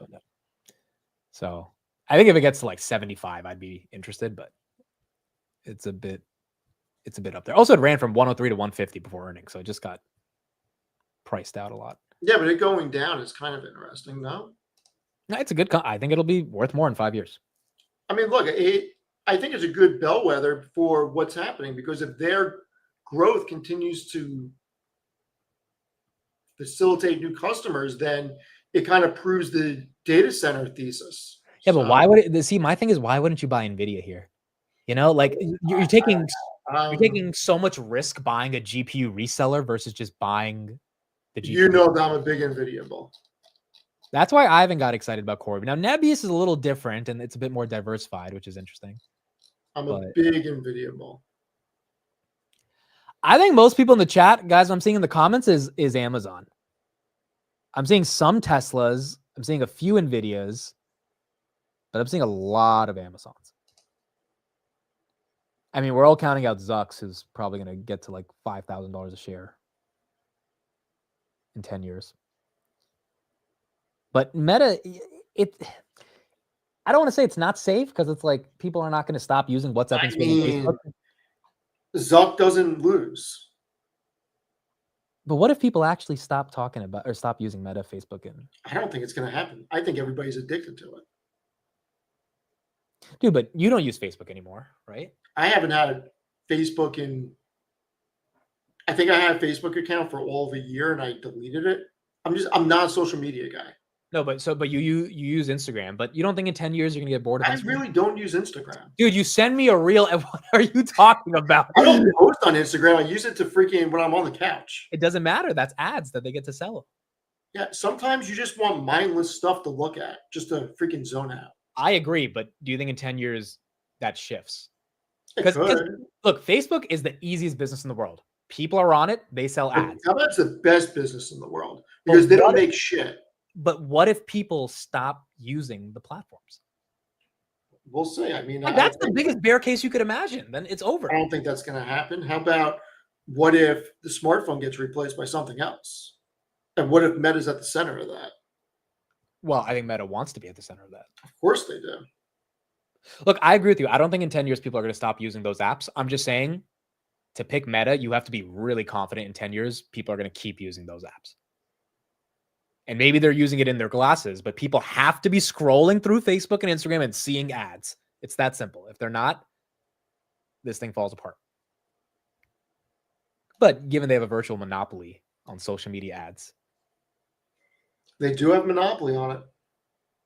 I mean, it's funny that Google has been discounted so much because Google and 10 Blue Links is a much more fragile business than Instagram ads, which is quite incredible. I agree with that. It's true. Like 10 Blue Links probably are not around in 10 years, but Instagram ads probably will be. I would definitely agree with that. I think there's more business ROI using Instagram ads, Facebook ads than using ads on Alphabet. Yeah, WhatsApp is the largest messaging guy. Which they're not even really monetizing yet. Trump and Putin are not live, guys. I don't think this is going to happen for like another 2 hours. So, yeah, it seems like Sunday we'll cover it. But you know, I wrote 2 articles on Seeking Alpha last night. Did you publish already?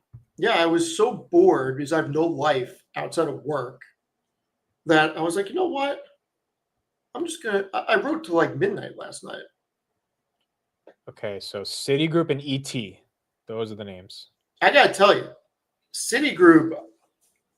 Everybody laughed when I was talking about Citigroup in the 40s. This thing's almost 100. Yeah, it's done very well. And you know that I was very big on Citigroup is a freaking undervalued beast, and this thing's gonna run. Well, their tangible book was like 50% cheaper than the stock. Open up the Citigroup article. I put a 10-year chart about that in there. Keep going. Right there. Look at that. Look at the discount you were able to get in 23 and 24.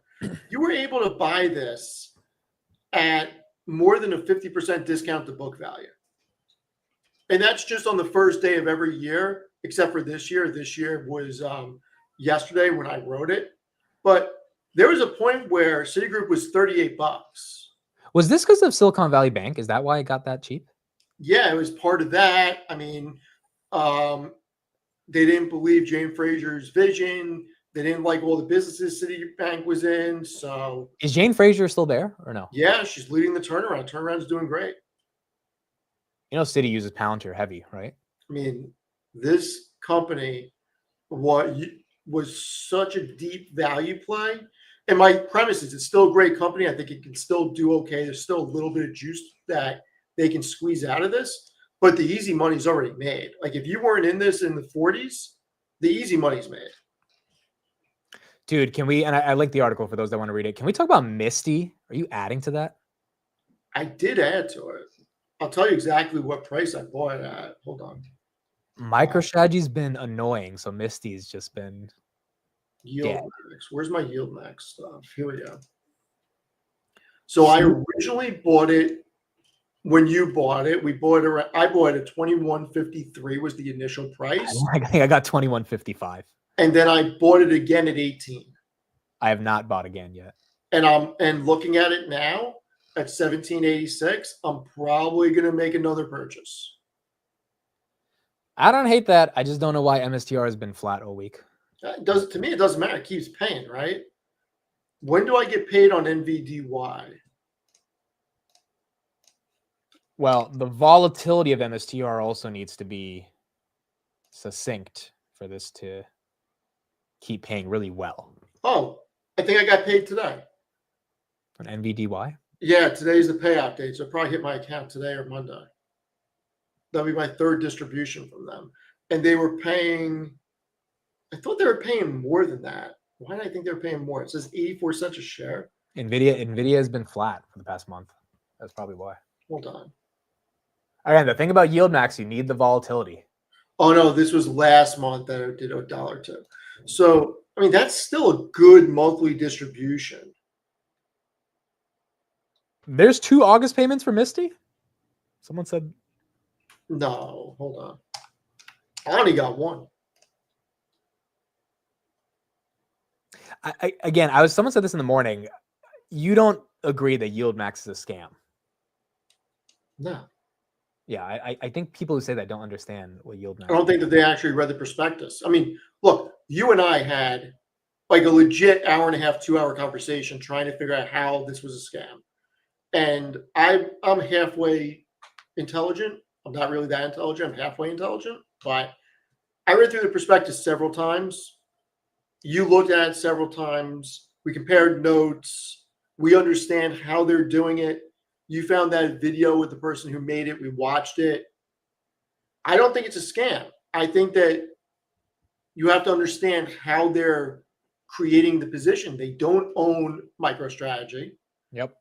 They are they're creating a huge synthetic position and selling calls against it, which is allowing them to sell so many more calls because instead of paying whatever MicroStrategy is, they're paying a fraction per option contract.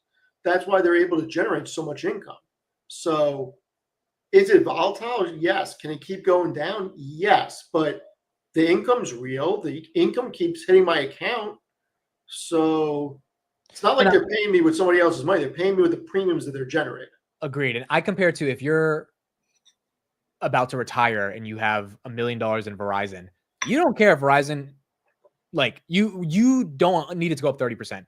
You don't want it to go down 30%. You just want to collect your 6% yield. So you're using it as an income generator, which is exactly the same thing with Misty. It's just the difference is with Verizon, you actually own the business. With Misty, you don't own shit. Yeah. It's just a synthetic position.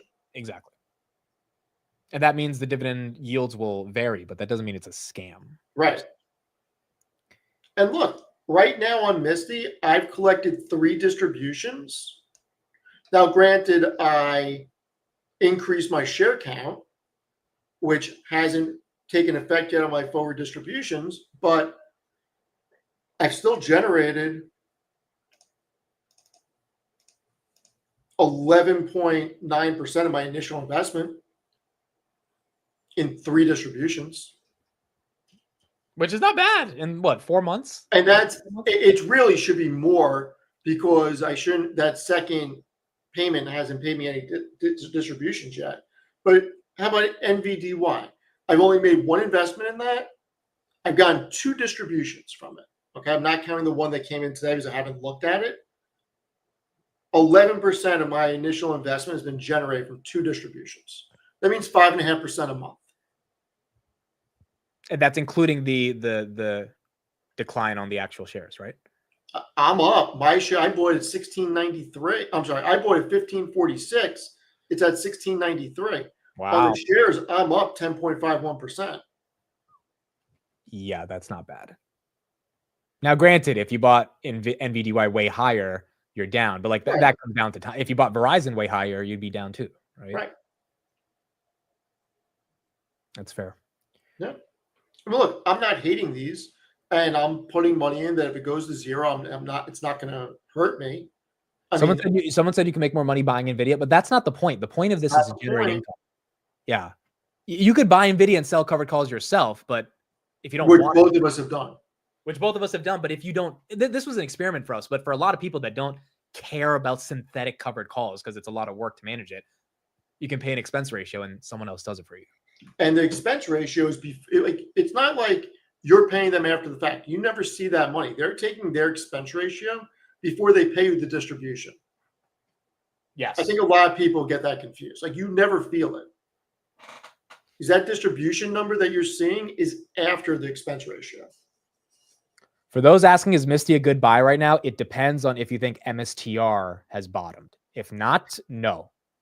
If you think MSTR is close to the bottom, then probably it's a better buy than not. You got to look at it as historically, Misty's gone down, but the distribution is outweighed it and it has outstripped it. So net positive benefit, but you have to have time on your side. My initial thesis was I'm going to hold it. I'm going to suck the liquidity out of it. And then once I get all my money out of it from the distribution, I'll then turn drip on and allow it to compound. But until then, I want to get to where it's a free rolling asset. And you can really only do that with these things because of how big the distribution is. Correct. Like you can legitimately get your money out in 11 to 18 months, depending on where the yield is. You know, Karp's going to be at the All-In podcast in September. Is he really? He's going to be on the summit. Yep. Oh, the summit. Okay. That'll be cool, right? Seeing Karp with those guys. Yeah, man. I think it's. I'll definitely watch that. What do you think of the Open Door CEO stepping down? I said that too. Yeah. What do you think? Oh no, I thought it was interesting. It's interesting for sure. I mean, you have a retail friendly CEO that comes in. I think it's a smart move by Open Door. But see what happens. Yeah, the underlying business I think is still having issues. Oh wow, they're talking about freaking BP getting taken over again. By who? Shares of BP quickly edged higher amid takeover speculation. They're not saying who. I feel like that happens once every 5 months. I mean, there used to be rumors Exxon was going to buy them. Yes, exactly. Ooh, there's growing speculation that an American oil company is circling the British oil giant. That's only one of two companies. Because it ain't Conoco. It's Exxon or Chevron. Right? Chevron. I doubt it's Conoco. Yeah. What does Steve think about HIMS? I don't know. I mean, it was interesting when they pitched it to me, but it wasn't interesting enough for me to do any extra due diligence or anything. Stock draft. Matt is still winning. Then me, then Tanner, then you, and then Chris. So for you, HIMS, CrowdStrike, PayPal, Salesforce are the losers. So yeah, I didn't even want HIMS. I freaking took it because I thought everybody else wanted it. I'd be able to get something. No, that's BS. Because I offered to trade you Apple for HIMS. I didn't want Apple for fucking HIMS, and I should have taken it. Dude, because I didn't think Apple was going up 17%. But you also love Apple, so I was surprised that you. All right, hold on a second. You're a mid-Apple, okay? 17% on my Apple, baby. I love Dude, it. You are a mid-Apple. Tell everybody where you were yesterday. No, they know. Not where you ate. They know. I bought a new phone. They know. Yeah, you spend more time in an Apple store than a lot of other people. Look at that. 16 Pro Max, fresh iPhone. It's great. I'm glad you got the Max. I mean, the Max is for. I mean, I do a lot of emails on my phone, so it's just I need the big screen. But you buy more Apple products than anybody I know. Yeah, I need the big screen because I have like 7 different girls I'm texting at the same time, so it's good to organize on the screen. But I agree, like it's really important to have a phone that like allows you to be productive. And they nuked my 15 Max yesterday. They nuked the battery. So what else do you do? Yeah, I couldn't, dude. I couldn't wait for the 17 because like I needed a phone, even though I know it's coming out. Don't worry, he's gonna go buy and help the stock. It's all good. No, I'm not gonna buy the 17. Dude, how many times do you go to an Apple store a year? Because I feel like you've called me 5 times this year in 2020. Or no, that's because they broke my AirPods, and so I. All right, so AirPods, phone. You bought a computer. You bought tablets. I didn't need this tablet, dude. This was stupid. I didn't need this tablet. You still bought it. Now the background is not stupid. It's great. I cannot believe you have Carp's face as your background. It's a great background right here. Absolutely incredible background. But yeah, I don't use it. That's the thing. I don't use Did you tell him that he's your background? No, but I should. Would that be kind of weird if I tell him? I don't know. I feel like for anybody else it'd be weird. I think Carp would get a kick out of it. I feel like if I see him again, I'll let him know. I mean, if you're definitely going to see him. Dude, I think this is the picture I should get in my apartment. Someone offered to paint Carp. He's like a professional painter. I think this is the picture, right, guys? Somebody's willing to, yes, you should have somebody paint that. Yes. I think this is the one. I was thinking, what Carp picture I think this is the one. Have somebody paint that. Okay, so like if you walk into the apartment and you see this. If you see this, like, are you like, what do you think? Like, the first thing somebody's gonna be like, is that your grandfather or is that your father? Like, first thing they're gonna think is it's a relative. It's not like almost nobody unless you follow Palantir knows who Carp is. That's true. If like most people know Elon and stuff, but they don't, and then Jensen. I think it would be hilarious, and you should absolutely do that. I think I'm gonna do it, folks. I think I'm gonna do it. I need to get a lot of decorations, and I want to get a Palantir and Robinhood poster. Like I want to get a ton of stuff. Poster? Yeah, like I was thinking of getting the logos like in rich colors, Palantir's logo and Robinhood's logo, like 2 24 by 36s, and just like put them side by side with each other. Because those two companies changed my life. Like I think those two companies, the logos of them, deserve to be representative. I think you should just you have a physical share of Palantir. Go get a physical share of Robinhood and put those up. No, you don't need posters. You need like to see the like it needs to be colorful, you know? Okay. The physical share doesn't do it. Just doesn't do it. It's gonna be hilarious though when people walk in and they see that page. It is going to be hilarious when people come in. So I just clicked on the chat. I normally don't do that. Somebody wants you to ask me what something means, and I have no idea what it means. What do they want me to ask? Bunny something? I have no idea. Bunny? I don't know. I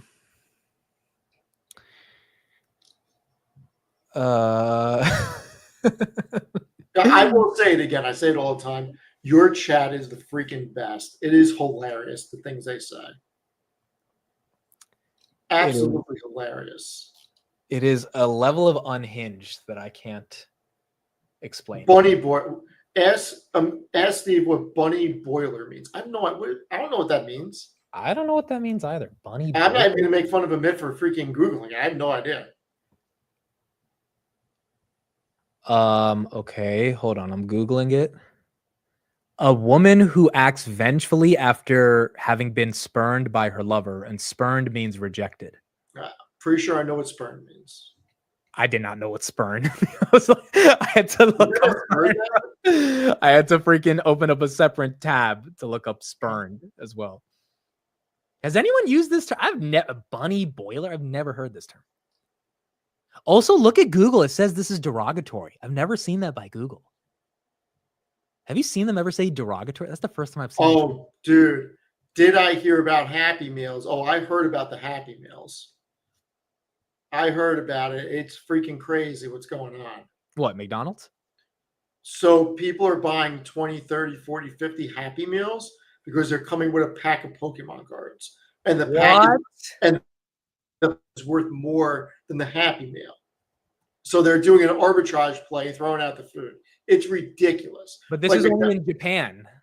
McDonald's found a way to freaking connect with the Pokemon company and buy cards in bulk, stick them in Happy Meals, and now it's just crazy. It's crazy. Dude, that's look. It's smart. This is not okay. I'm going to say it right now. This is not okay. People buying and then throwing away food for the it's not okay. Too many starving people in the world. Not okay. 100%. That is disgusting. I don't care if you can make money on the cards. Figure out another way to make money. That's not okay. Or you want to do that? Take the pack of cards out and donate the food. But see, McDonald's probably didn't realize how crazy people. I don't think they realized that that's what this was going to happen. Because I mean, on first glance, I don't think this is McDonald's fault. I think people are crazy about Pokemon. People are getting crazy with this. I mean, look, I'm spending my Saturday morning going to a sports car convention tomorrow. I thought you were going to go today. I was going to, but I couldn't take the day off. It opened at 3. It was from 3 to 7, but my afternoon got packed. Damn, people are really buying the food, throwing it away to see the cards. That is wild. Wild. And then the cards might not be even worth much, right? If it's a dud. No, they're selling the sealed packs. They're not even opening it. Yeah. Some of these freaking packs are going for 10 or 20 bucks, I heard. It's crazy. And it gets even crazier because now they're saying that the employees, some of them are selling them out the back to freaking dude, it's crazy. It's crazy. The McDonald's Pokemon. Alex and I had a whole long conversation about this. It's wild. That is absolutely crazy. And now, I actually may have a package downstairs from him. I ended up buying a bunch of Chinese Pokemon cards. Of course. I can't believe I'm buying Chinese Pokemon cards. Of course. It's crazy. Dude, once you go down the rabbit hole, you start going down the rabbit hole. So I was going to order them on eBay, but I didn't feel safe. But he's getting them from somebody who has distribution from China. So I feel very safe buying them. There is a Gengar card where Gengar's in back of Pikachu. And the only reason I know these names is because they're looking at values of cards. And the individual card raw, not even grade, is going for over $2,000 on eBay. It's crazy. Yeah, it's a bit aggressive to. So aggressive. To chase. What's going to be even more aggressive is tomorrow morning when I go to the show. You have to, dude. You have to like take videos of it. In all seriousness, I was thinking about going to Best Buy and going and buying a GoPro tonight. You should. That'd be fun. And putting it on my shoulder and just freaking video. Yes. Yeah, and then you can just either you can upload it yourself or we could show it on my channel. And yeah, I mean, it's look, it's going to be interesting, and I am buying stuff for investments, and I have a theory about what I have a change in theory. I want to show something. Like I was going to try to buy Tom Brady cards. His cards. This is seriously crazy. What's going on? Real quick before you show me that, are you interested in the ETH treasuries at all or no? ETH treasuries. Because SBET is now below its net asset value today. SBET. I'll write that down. Because I think you told me you were interested. I mean, I bought the ETH machine. Oh yeah, I forgot you bought that one. Yeah. SBET. Yeah, it's net asset value is like 3.3. It's at 3.1. Okay. I find myself being bored at night. I find myself continuing to buy ETH on the couch. What's the ticker for the ETH machine again? Do you remember? I don't even know. Okay. Yeah, that one, SBET and BMNR are the main ones. I don't remember what the ETH machine's ticker is. Oh yeah, DYNX. I'd have to log into my account. Yeah, and SBET bought more Ethereum today. They're like 700,000. DYNX 1080. Okay. All right. Over the past 3 months, the Brady Chrome PSA 10 rookie card is up 42%. This thing's got 23 known sales from a bidding platform like eBay or Heritage Auctions or Golden. 23 sales. This thing is up over 40% in 3 months. This is insanity. Insanity. So I was thinking about it. I think I'm going to try to buy a bunch of LeBrons tomorrow.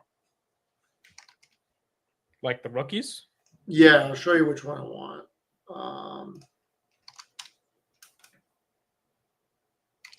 Oh, Axon board member bought $1 million worth of stock. First insider buy on Axon in 2 years.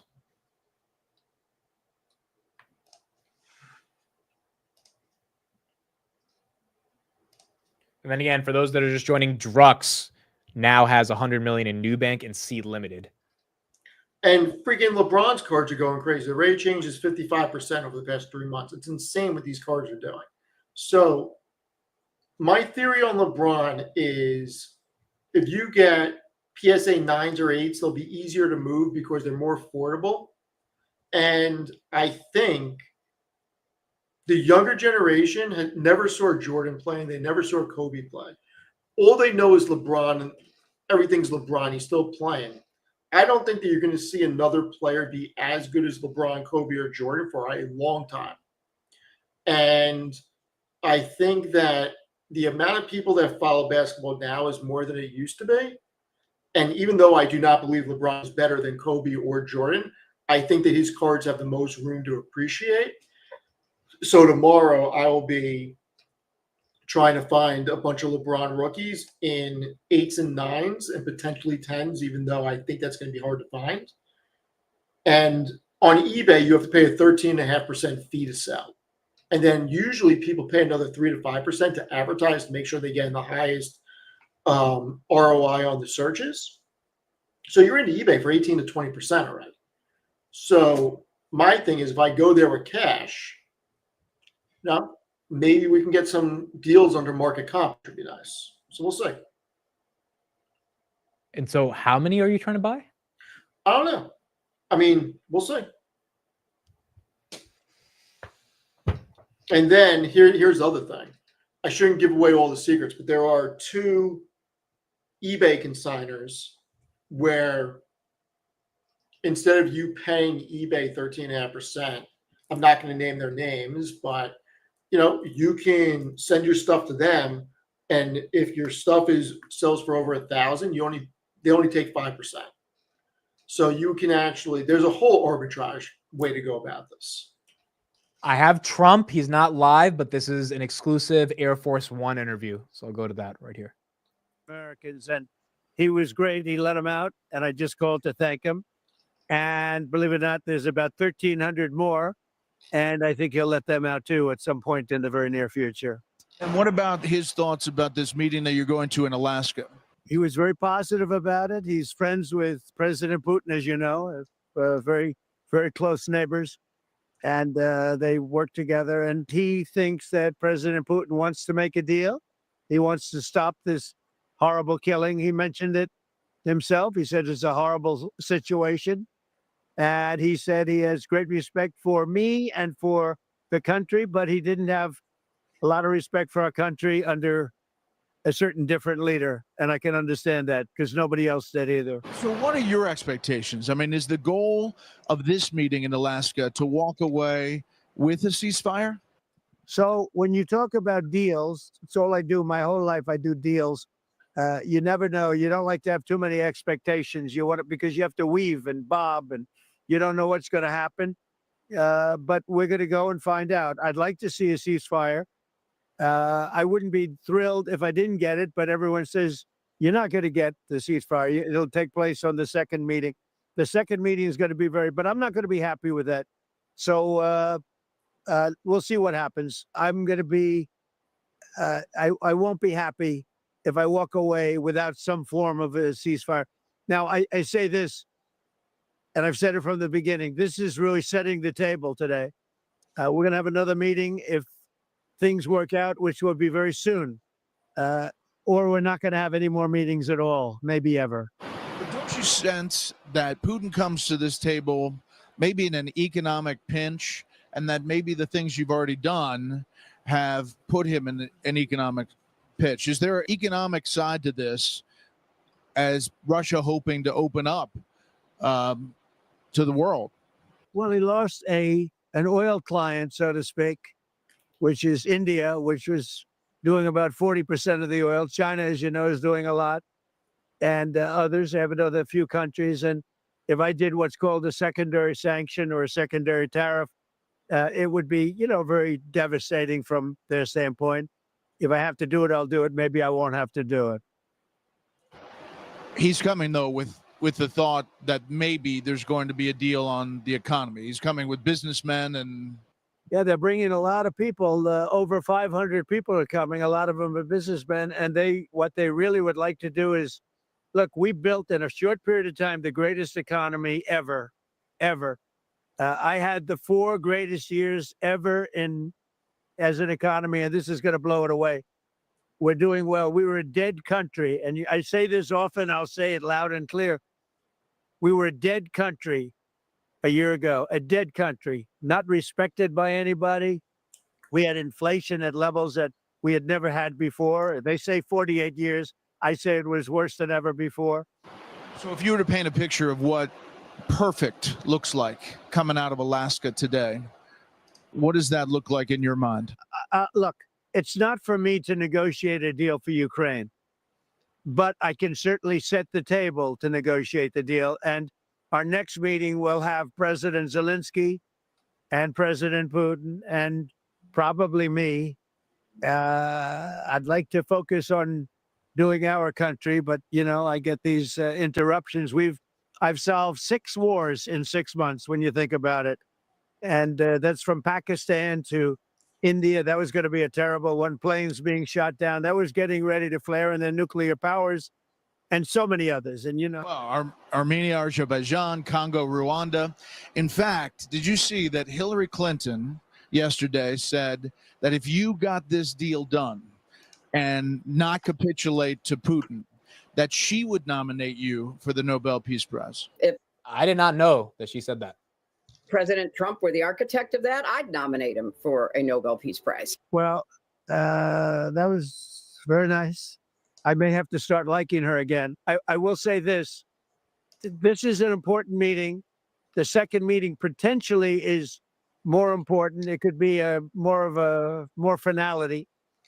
It's not for me to negotiate for Ukraine, but I think I have a pretty good idea what they'd like to see and what's good and what's not good. But more importantly than the deals and all of the things we've been talking about in their lives, they've lost right now 5,000 to 7,000. They're losing a week, mostly soldiers, Russian and Ukraine soldiers. Think of this.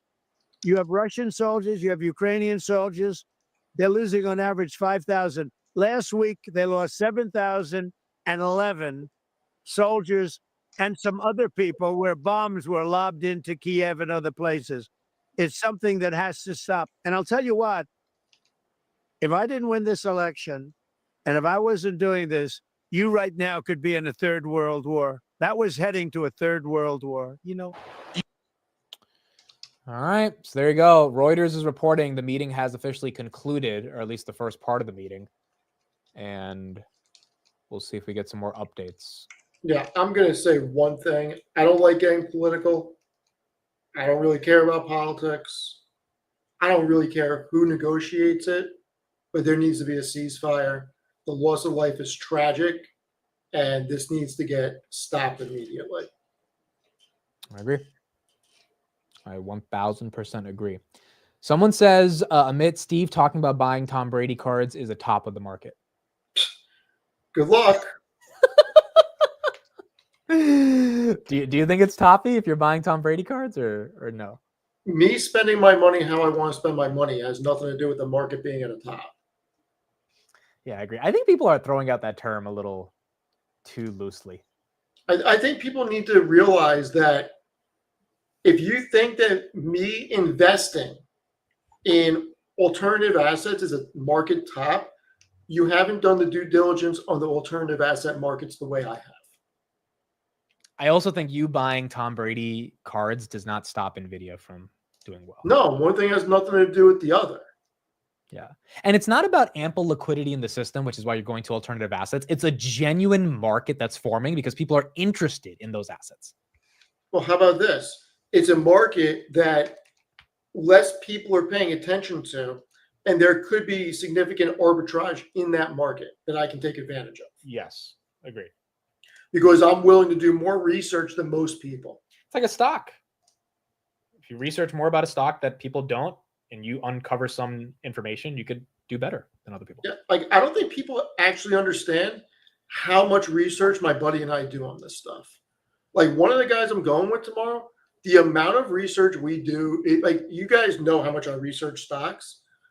I spend a good 10 hours a week researching this stuff. Easy.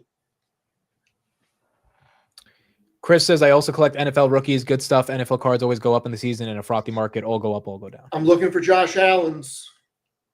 I think Buffalo's going to go on a tear this year, and I think Josh Allen is a good play right here. That's just my own opinion. Dude, NFL is going to be back in like a week, right? Dude, I cannot believe that the NFL is here again.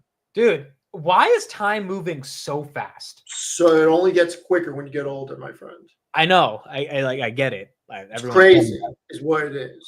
But bro, it's about to be September. Right. Like, doesn't it feel like it was... Okay, let's do this. Put in the chat, what has been your best memory all year? I want you to answer as well, Steve. What has been your best memory in the past 8 months? Like, what pops to your head immediately? Like, oh, that was a good day. Or that was last time I saw one of my really good friends who just passed away. That's fair. That is fair. Yeah, for those that don't know, Steve did have a good friend of his that passed away recently. Yeah, I mean, being with your loved ones. Because we're talking 2025. We're talking about 2025, yeah. 2024 is something with my wife. This year is something with one of my good friends. Rachel says Super Bowl. Rob says Liberation Day feels like it was just yesterday. Dunn says me signing a paper to quit my toxic job. All right, not bad. Getting out of a bad work environment. Jeremy says finding Amit's channel and hearing his hyena laugh for the first time. Hyena laugh. I have not heard that so far. Hold on, I gotta play you the clip, bro. The clip of me. That's when I realized, oh, I do have a hyena laugh. Oh, the white stream The White Stream, the White House stream. I have an issue with talking. The White House stream is live. It's not official yet, but they set up the stream. So maybe we will see Trump and Putin. Oh, I want to ask you something. Did you see the Rogan podcast? With that Congress trip? Yes. Congress chick? Congresswoman. Okay, Mr. Feminist. Did you see it? Did you listen to it? I heard like a clip of it, yeah. I'm almost finished with it. Wow. I gotta tell you. Dude, but she's kind of loony, to say the least. She's the one talking about suing J-Pow. I'm just saying that this was like, wow, this freaking like thing. her and Pulte are trying to conspire against J-Pow for the renovations. Like, you know, she's kind of up there in terms of. Listen, I grew up on the X-Files. This freaking, you have no idea what the X-Files are, do you? Of course, I know the X-Files. Are you? You don't know what the X-Files are? I know what the X-Files God. are. It's a drama series from 1993. Mulder and Scully. You don't even know who they are. This is crazy talk. Who's Gillian Anderson?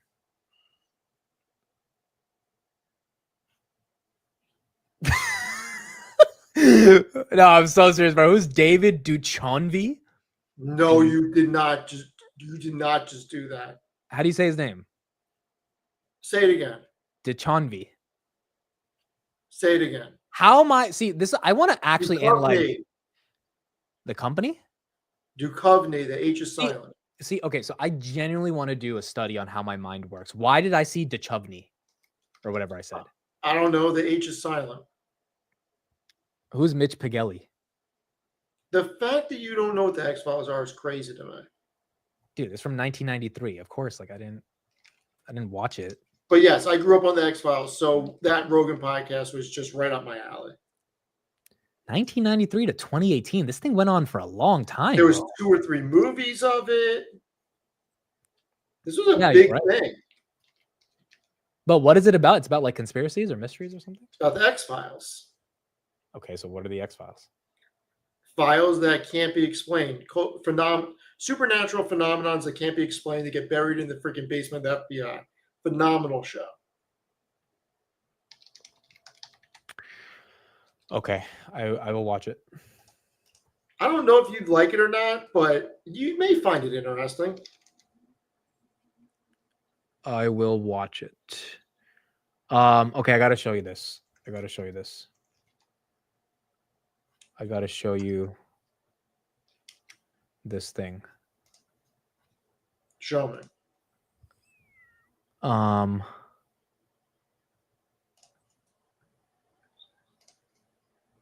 This is when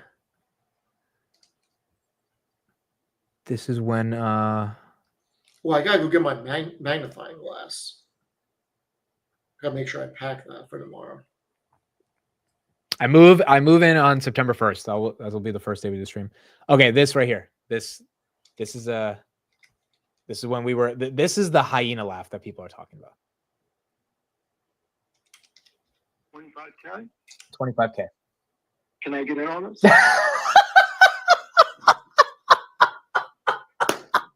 And then that gasp at the end, bro. Like I didn't realize people like you sound like you're gasping for breath. I'm like, oh crap, I think I am, bro. I think I am. 25K? 25K. Can I get in on this?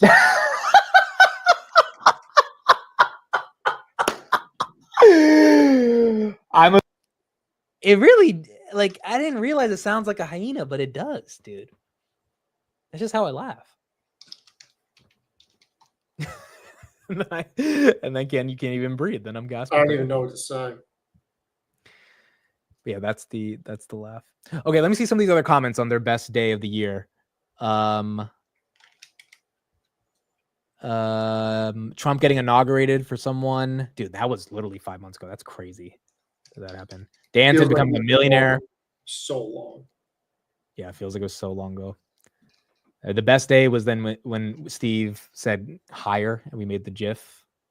That was fun as well.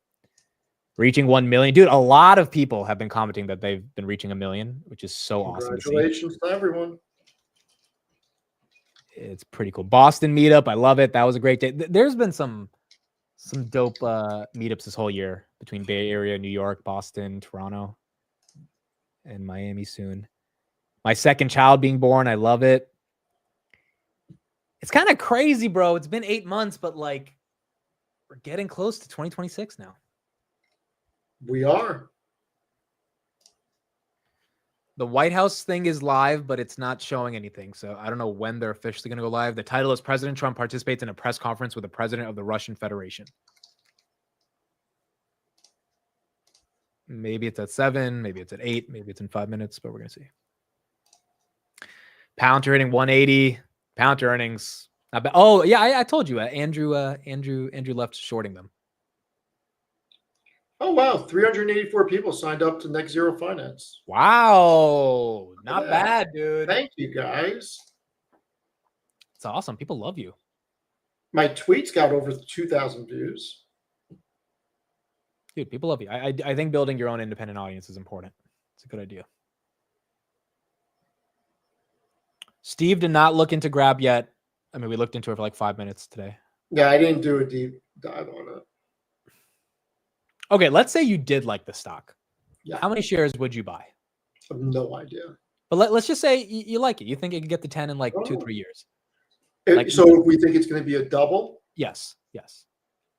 I'm saying a double by 2027. Let's say you think it takes till 2028. How much money would you put in to wait for that double? At least 100 shares. Okay, Steve, stop. Stop. Like 100 shares is like you putting a penny into it just for the hell of it. I don't know. You know how I feel about emerging markets, so I can't answer that. I don't get the hesitation, but I understand. Okay, if it was Chinese, I could understand. It's not Chinese though. I really hope I can find this Kobe card tomorrow. The 2008 Topps Chrome Kobe Bryant with LeBron guarding him. It's so sick. Dude, who is better, Kobe or LeBron? Kobe all day, every day. It's not even a question. So why does everyone say LeBron? Because people are crazy. Like, they're legitimately crazy. Where were you when you found out the news that Kobe passed? I don't know. You don't remember? No. I remember like it was yesterday, bro. I saw the headline and I could not. Like, how many of his interviews have you watched? Oh, I've watched a lot of them. The Mamba mentality is a real thing. Did you watch the movie Kobe Bryant's Moose? No. Oh, dude. Google it and share the screen. One of the most incredible sport documentary movies I have ever seen in my life. Absolutely crazy. And there's a certain part of the movie where he's talking about how he used to drive around UCLA looking at all the kids having fun and wondering, if he should have went to college or not. Just crazy. This is one of the craziest documentaries I've ever seen. No, he's a different animal in regards he's to savage. In terms of his commitment to work ethic. Like he would be in the gym at like 3 a.m., dude. He would go like one night his teammates like bullied him into going out drinking with them or to the club or something. He went out and he partied with everybody. And then he went to their rooms at 5 a.m. to wake them up. And he's like, I went out and partied with you guys. Now you guys got to come practice with men. Yeah. Like it's just, and the reason why I say Kobe's better, okay? 1, he's got more rings and that matters. 2, he won back-to-back without Shaq. 3, you look at the team that he had around him when he won without Shaq. I mean, look at the teams LeBron's been on when he's won. And not to mention, I'm sorry, LeBron is one of the greatest players ever. I really don't like the fact that he flops around and the dramatics of stuff. And I don't think he's as good as Kobe. And he's certainly not as good as Jordan. Okay, I'm going to do the poll right now in the chat. You don't even have to. There's nothing you can say about this argument. I do, as I've gotten older and I've like I've like learned more about LeBron. I think the dude just cries about everything. And he's like, I mean, regardless about that. I mean, no, but that matters, bro, because his level of competitiveness to me has always been not as exciting as a LeBron, as a Jordan or a Kobe. And I don't know, dude. Just like his entire personality is not the type of mentality that Kobe and Michael had. And so, and also, I don't like his lack of humility. He constantly wants to be legitimized as the GOAT. There are many interviews for the Jordan does not want to be called the GOAT ever. and that's why he's the GOAT. Like, if you're the GOAT, well, that's not just why he's the GOAT. But no, he agreed, is the GOAT. agreed. But like, no, but my point is, he knows he's so good, he doesn't need like legitimization. Whereas LeBron constantly makes the argument that he's the greatest of all time. The 3-1 comeback makes him the best. I'm like, dude, let the world figure that out. You're not supposed to be saying that. Kobe never said he was the GOAT. Never. Now, at the same time, if I'm building an NBA team, I could pick 5 people ever. And it's hard because there's an argument that you need to build it a certain way because you can't have 5 complete alphas on the team like that because it would never work. And you need somebody like a Stockton or a Nash or a Kid to move the ball around and stuff. But I'm taking Kobe at point all day, every day. I'm taking Jordan at shooting guard all day, every day. Like, it's non-negotiable. I'm taking Shaq in his prime at center all day, every day. There is 0% chance any of those guys could have guarded him. 0% chance. None of those guys. Yeah. Now, granted, I'm not buying it. But if I was my power forward, I would not pick Tim Duncan. I would pick LeBron. So, and that's where I would make an argument to put LeBron in at small forward. Yeah, exactly. Yeah. And then for power forward, because if you have Shaq and LeBron, right, I would do something unconventional. This is going to shock you. I would consider throwing Magic Johnson as power forward. No, that's not shocking at all. Or throw Magic Johnson as small forward and have LeBron as power forward. Like, I would consider doing something like that because you have a big height team anyway, and you got Shaq down low, so it really doesn't matter. Like, you don't need a Duncan or a Garnett. Yeah, I don't think that's a crazy take. Now, Curry has made himself and Curry's my 6th man. And the reason I say that is because, sure, he's going to go down as the greatest shooter ever. But if you got Kobe and Jordan, are you really worried about needing to have Curry hit a 3? No, but it's nice to have Curry. It's nice to have the tool, but then you also got Magic. Like, I just don't think you need a pure like Curry at that point. Because Jordan and Kobe are taking over the game regardless. I agree. By the way, I'll keep from a defense perspective, good luck with an opposite team bringing the ball up and actually moving the ball around with Kobe or Jordan on you. Any moment we should get Trump-Putin, so I'll keep it live here, guys. And once they go, we'll watch it. But no, I agree. I think your take is fair, and I think the fact that you have LeBron, Jordan, and Kobe on the same team, I think that could actually work. Even though I think it could definitely work. And then look, Shaq at center, and then you can argue all day that you could put Larry Bird in, like you could put so many people in as your 5th person, and it wouldn't matter. Like, you could even make an argument for putting Durant in his prime. Dude, Durant has had such a. I'm just talking about people in their prime. No, I get it. I think Garnett would be in his prime, somebody you could put in there. Yeah. Oh, we got a comment. Meeting with President Trump went remarkably well. Talks were excellent. Ooh. Okay. So when they go live, maybe they're going to say something good about the meeting. And here's the other thing that I would say about why I don't consider Kobe the GOAT. Forget rings, forget everything else. I don't think the era Kobe played in is as competitive as the era that Jordan played in. Like, I don't think, like, look at LeBron flopping around. Do you think he could take all the hand checks and everything in the 80s? No. That was a much more physical game.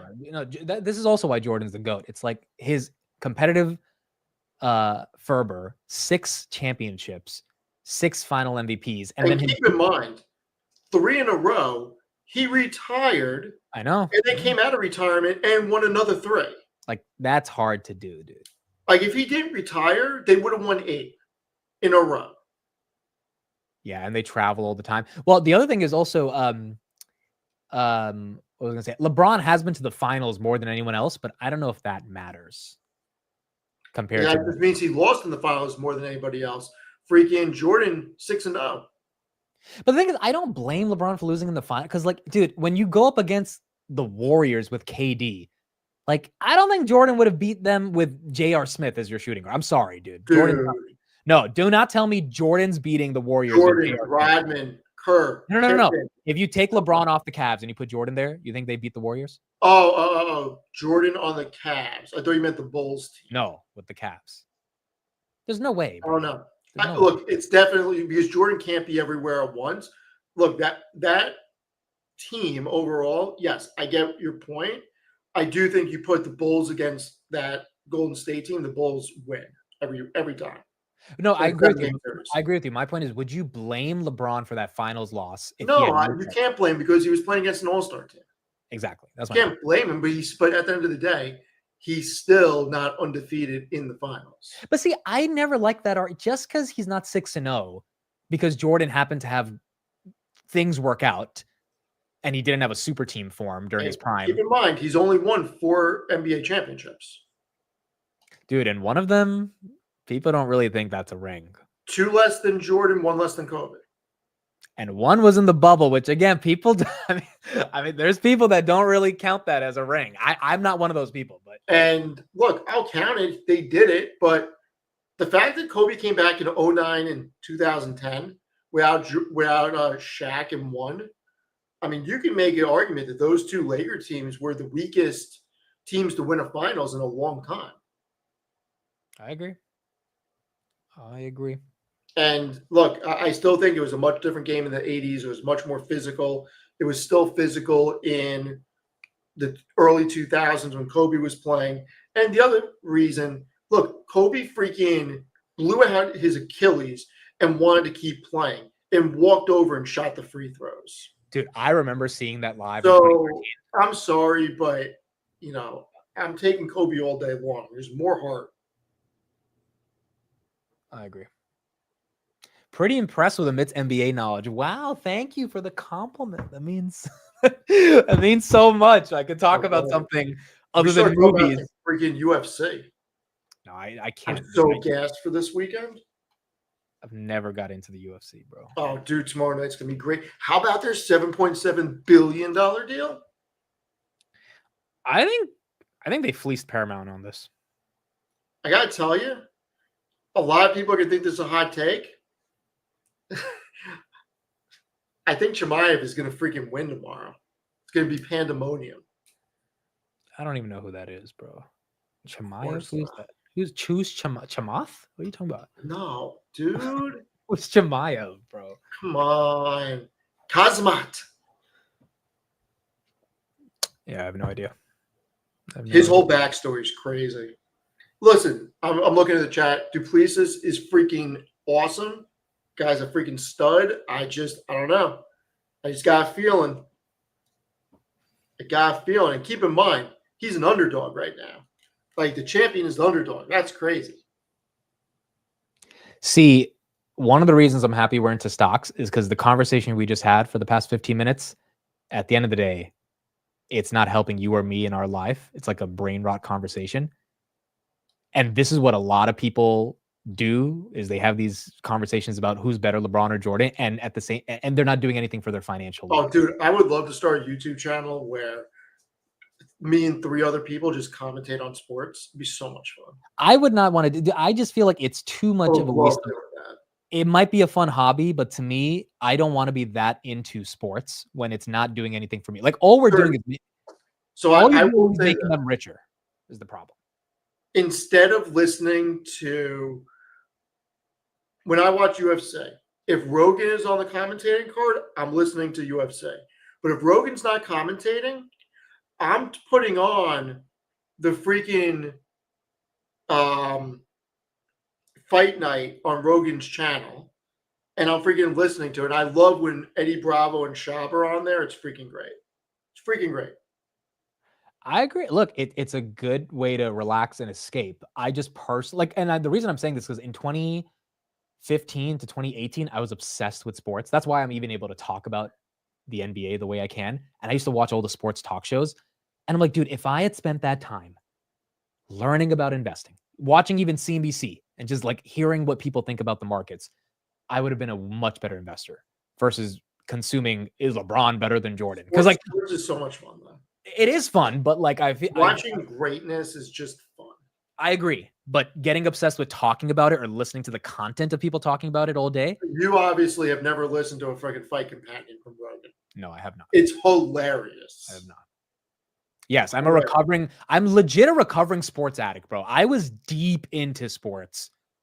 And when the thing about, look, it's a gateway drug because I got into the NBA and then I started caring about football and I started caring about the conversations in the NFL.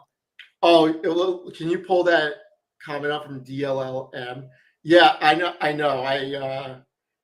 Eddie Bravo goes down some freaking crazy trails of flat earth and then chemtrails and all that stuff, but he's hilarious. Yeah. Amit does not know who Eddie Bravo is, by the way. I have no idea. 10 Planet Jiu-Jitsu? No idea. Okay. There is a healthy middle. I agree. There is a healthy middle. I just think my perspective is when you're obsessed with sports and you could be obsessed with investing, and all of us are pretty obsessed with investing. Some of you guys may be obsessed with multiple things, but the fact that we care about what Jay Powell says, like that to me is not irrelevant. That to me is not like, oh, that's stupid. I'm like, no, that helps you understand the markets. And given the returns that people have had, you don't get those type of returns talking about LeBron versus Jordan. Like you just don't. You get some dopamine out of it. But hearing an FOMC meeting. Oh, man, let me ask you something. Are you going to watch the UFC card at the White House on July 4th? First of all, this is crazy that they're going to do this. I mean, if I could stream it, I would watch it. But if I streamed it, it would be taken down. So I'm probably not going to. We can do a Fight Companion and just not show it. We can just basically commentate it. Oh, but what is my commentary? Oh, that was a big hit. Like what am I going to say that's relevant? You just got to watch a Fight Companion from Rogan. I would watch it from Rogan, but I wouldn't be able to commentate. There's nothing I could say. Dude, I cannot believe they're going to do a UFC event on the White House lawn. It's going to be so crazy. Okay, but Stephen A. Smith is different. He's built a career out of it. He makes money from talking about sports. My issue is with people who make zero money. LeBron or Jordan will never care about what their opinion is, but they talk about it like they're obsessed, which I was one of those people 10 years ago. I used to get into passionate conversations. And I'm like, why do I care this much about LeBron versus Jordan? Like, so did you used to go to live sporting events? Did I used to go to live? I've been to a few basketball games live. Yeah. Okay. So what's crazy is I've been to a bunch of big events before. I was at the first UFC event in New York, 205 at the Garden. It was the craziest fan experience I've ever had. I mean, the section I was in, now keep in mind, I swear to God, 70 to 75% of the place was all Irish. They draped me in the Irish flag in the stands, and my whole section was going crazy. I wish there was a picture of it. There's probably a picture somewhere. It absolutely insane. Craziest experience. Yeah, I've never been into I've never cared that much about the live event experience, but I've been to a few football games, a few basketball games. I've never been to an NBA game yet. I want to go to a Knicks game next year. I actually like going to college basketball games better. I went to one college basketball game when I was in Rutgers. So dope. I used to go to the Big East tournament at the Garden. So dope. Well, I went when someone hit a game-winning three, so it was like the coolest experience. And it was on our side. It wasn't their side, so everyone was happy. I mean, these days I like staying at home and watching it on the big screen, but I mean, there's some live events that are just really great. Chris says, Amit, if I went as deep on investing as I did on my peak time in sports, I'd be 100 millionaire. I agree. It's just a lot of time. A lot of time. A ton of time. A lot of time. I was not live when I saw the Halliburton step back winner. I saw the playback of it, but yeah, he decimated the Knicks. Decimated the Knicks. Russian Federation has prepared documents to restore air links with the USA, and they are being discussed. The Russian ambassador to the Washington reported. Dude, is Trump going to get us some meaningful trade deals, sanctions coming off? If he does, markets are going to like it. It's probably too close to say, but maybe. Maybe. All right. So what are you doing tonight? You got Palantir Weekly tonight? No, not tonight. Not tonight. Not tonight. Yeah, there wasn't that much news this week. Okay. Everyone needs an outlet. It's all not about money. I agree. People need a form of. My argument is not with sports as a form of escapism. My argument is with the people that like legitimately get obsessed with these debates about sports. I mean, I get obsessed with the greatest of all time in freaking UFC. Yeah, but you're not writing 3 articles a week about. You're not writing 3 articles a week about it. That's the difference. Like the content you create at the end of the day is rooted in stocks. I think they're about to go live. Looks like the reporters are getting ready. Let me see. Who has been the person meeting with Putin throughout all of this, as we've been watching all of this and seeing how the meeting's going. Let's see if he comments. He hasn't said no officials who've come in. Jake, I should note, have said how the meeting has gone. They all say wait for the president to come out here, as we expect is imminent in this joint press conference that's about to happen. The Kremlin has confirmed that yes, President Putin will be here as well. And Jake, I think one thing to note about that is this is the first time that we have seen a U.S. president and a Russian president standing side by side at a press conference since Helsinki. Because yes, President Biden met with President Putin back in Geneva when he was in office, but they held separate press conferences after that, where they broke on several of the key issues amid a lot of tension in those viewpoints there. And so right now we're watching as the key advisors who were inside that meeting. And Jake, this is also really the first indication that we have gotten that the 3-on-3 meeting is over, because Steve Witkoff was inside that meeting that we know stretched for well past 2.5 hours before reporters were abruptly assembled and told to come to their seats for the press conference and that it was imminent. So that is an indication that meeting is over. Of course, the key question that we don't know yet is what is the outcome of that meeting, Jake? We have not gotten any indication as we've tried to, question some of the officials who were in here who have said, wait and hear it from the president himself when he enters the room. Of course, he'll be standing side by side with President Putin as well here, Jake, in just any moment. All right, so we're still waiting for it. Jonah, thank you for the $20 super chat. Is Circle going under 100? It looks like the offering is for hedge funds and it's an arbitrage play along with the interest rates being lowered. Looks like it is trouble. I don't know. The offering, I don't think is that aggressive, but it was what tanked it after the earnings. Below 100 would be pretty aggressive from 150 right here. I don't know, dude. The earnings were good. I don't know if the offering's enough to get it below 100, but the hedge funds own a lot of it because they bought it during the IPO. So they do have an incentive to make sure it doesn't completely bleed out. So it's just a question of how badly they think the offering affects their future growth, which I don't think it affects their future growth at all. I think they just have to take advantage of the high share price. Comedy says, Steve, if you had 5 clones of LeBron versus 5 clones of Jordan, who would you pick to win that game? 5 clones of Jordan. I don't know if that's that easy to say. Pretty easy to say, but I think Jordan would mop the floor at LeBron one-on-one. Having 5 of them versus 5 LeBrons is not going to change my mind. Yeah, but LeBron has a lot of talent. Jordan doesn't have talent? No, as in LeBron, like the one thing you can give LeBron over Jordan is he's a more talented player from his physique, his ability to jump, all this stuff, right? Like his ability to play every single position. Like Jordan's not playing center. LeBron can play center, So 5 of them doing 5 different positions versus 5 Jordans. Like the Michael Jordan center is not going to beat the LeBron center. Okay, that's a tip off. I'm not worried about it. Yeah, my generation is supposed to be the generation that says LeBron, but as the GOAT, I don't see that out of my generation as much as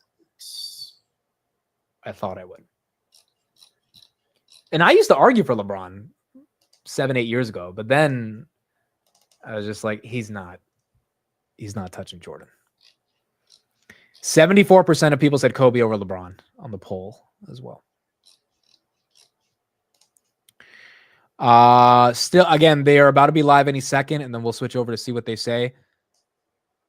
Steve, you don't have to stay live for listening to them if you don't want to, but I'm already here, so I might as well stay live. I actually have to guess Mr. Tom Lee just bought another 130 million of Ethereum. Yeah, he did. I actually had a meeting at 7. I'm going to cancel that right now. And there you go. All right, so Steve's going to take a call. Again, it should be happening soon. I mean, we might as well watch it if we're already here. Yeah, Matt, we already shared Steve's newsletter. So if you want to share it, go ahead. But I'll link it again in the chat for those that want to subscribe to the newsletter launched today. What is everyone doing tonight? Are people going out anywhere? Today's Friday night. Are we just staying home, sleeping, watching a movie, watching Trump and Putin? Is it even going to be Putin? Or is it going to be someone else with Trump? It might be someone else.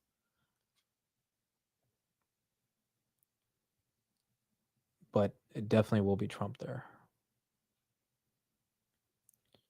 In bed by 11 p.m. like a loser. I love it. Dude, getting in bed by freaking 10, 11 and going to sleep, that is...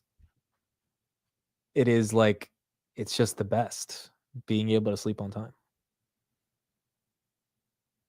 Cooking a steak. Make sure you get the microwave, dude. The microwaves are important to cook it.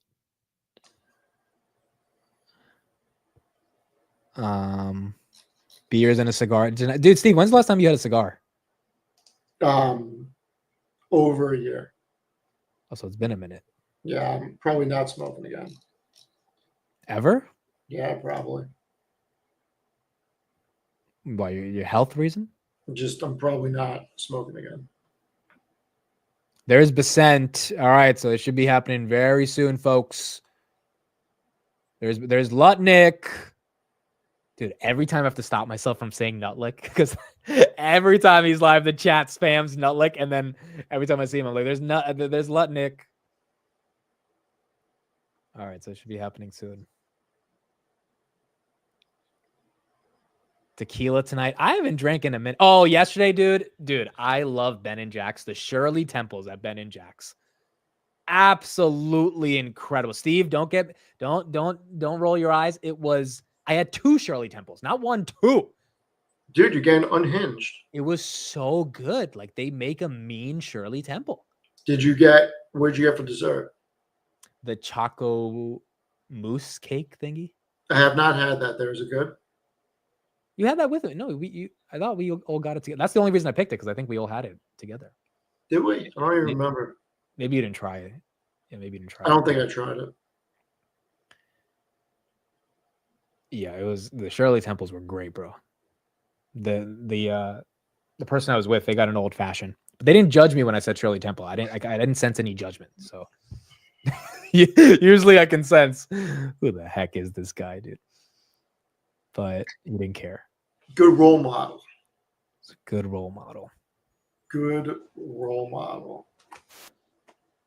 Yeah, there's no commentary, guys. The reason I muted is because there's no commentary. Once they're there, I'll unmute. I really think Shirley Temples are some of the best non-alcoholic beverages anyone can get. It's literally just Sprite and like food coloring, but still like a cherry.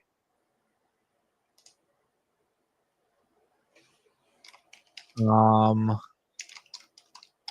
got a new drug approved. Really? Novo after hours is up 7%. Okay. I think I did see a headline on that. Let me see. Novo Wegovy Wegovy got FDA approval to treat liver disease. All right, that's the headline. And Novo.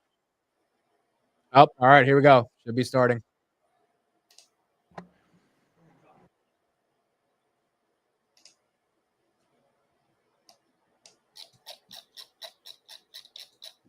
I may have to go while this is going on. Mr. President, ladies and gentlemen. We had very thorough negotiations that were quite useful. I would like to thank once again my American counterpart for the proposal to travel out here to Alaska. It only makes sense that we've met here because our countries, though separated by the oceans, are close neighbors. So when we've met, when I came out of the plane and I've said, "Good afternoon, dear neighbor. Very good to see you. In good health and to see you alive." I think that is very neighborly. And I think that's some kind words that we can say to each other. We're separated by the Strait of Bering, though there are 2 islands only between the Russian island and the US island. They're only 4 kilometers apart. We're close neighbors, and it's a fact. It's also important that Alaska has to do with our common heritage, common history between Russia and the US, and many positive events have to do with that territory. Still, there is tremendous cultural heritage back from the Russian America. For example, Orthodox churches and a lot of more than 700 geographical names of Russian origin. During the Second World War, it was here in Alaska that was the origin of the legendary air bridge for the supply of military aircraft and other equipment under the Land-Lease program. It was a dangerous and treacherous route over the vast emptiness of ice. However, the pilots of both countries did everything to bring closer the victory. They risked their lives and they gave it all for the common victory. I was just in the city of Magadan in Russia, and there is a memorial there dedicated to the Russian and the US pilots. And there are 2 flags, the US flag and the Russian flag. And I know that here as well, there is such a memorial. There is a military burial place several kilometers away from here. The Soviet pilots are buried there who died during that dangerous mission. We're thankful to the citizens and the government of the US for carefully taking care of their memory. I think that's very worthy and noble. We'll always remember other historical examples when our countries defeated common enemies together in the spirit of battle camaraderie and allyship that supported each other and facilitated each other. I'm sure that this heritage will help us rebuild and foster mutually beneficial and equal ties at this new stage, even during the hardest conditions. It is known that there have been no summits between Russia and the US for 4 years, and that's a long time. This time was very hard for bilateral relations, and let's be frank, they've fallen to the lowest point since the Cold War. I think that's not benefiting our countries and the world as a whole. It is apparent that sooner or later, we had to amend the situation to move on from the confrontation to dialogue. And in this case, a personal meeting between the heads of state has been long overdue. Naturally, under the condition of serious and painstaking work, and this work has been done in general.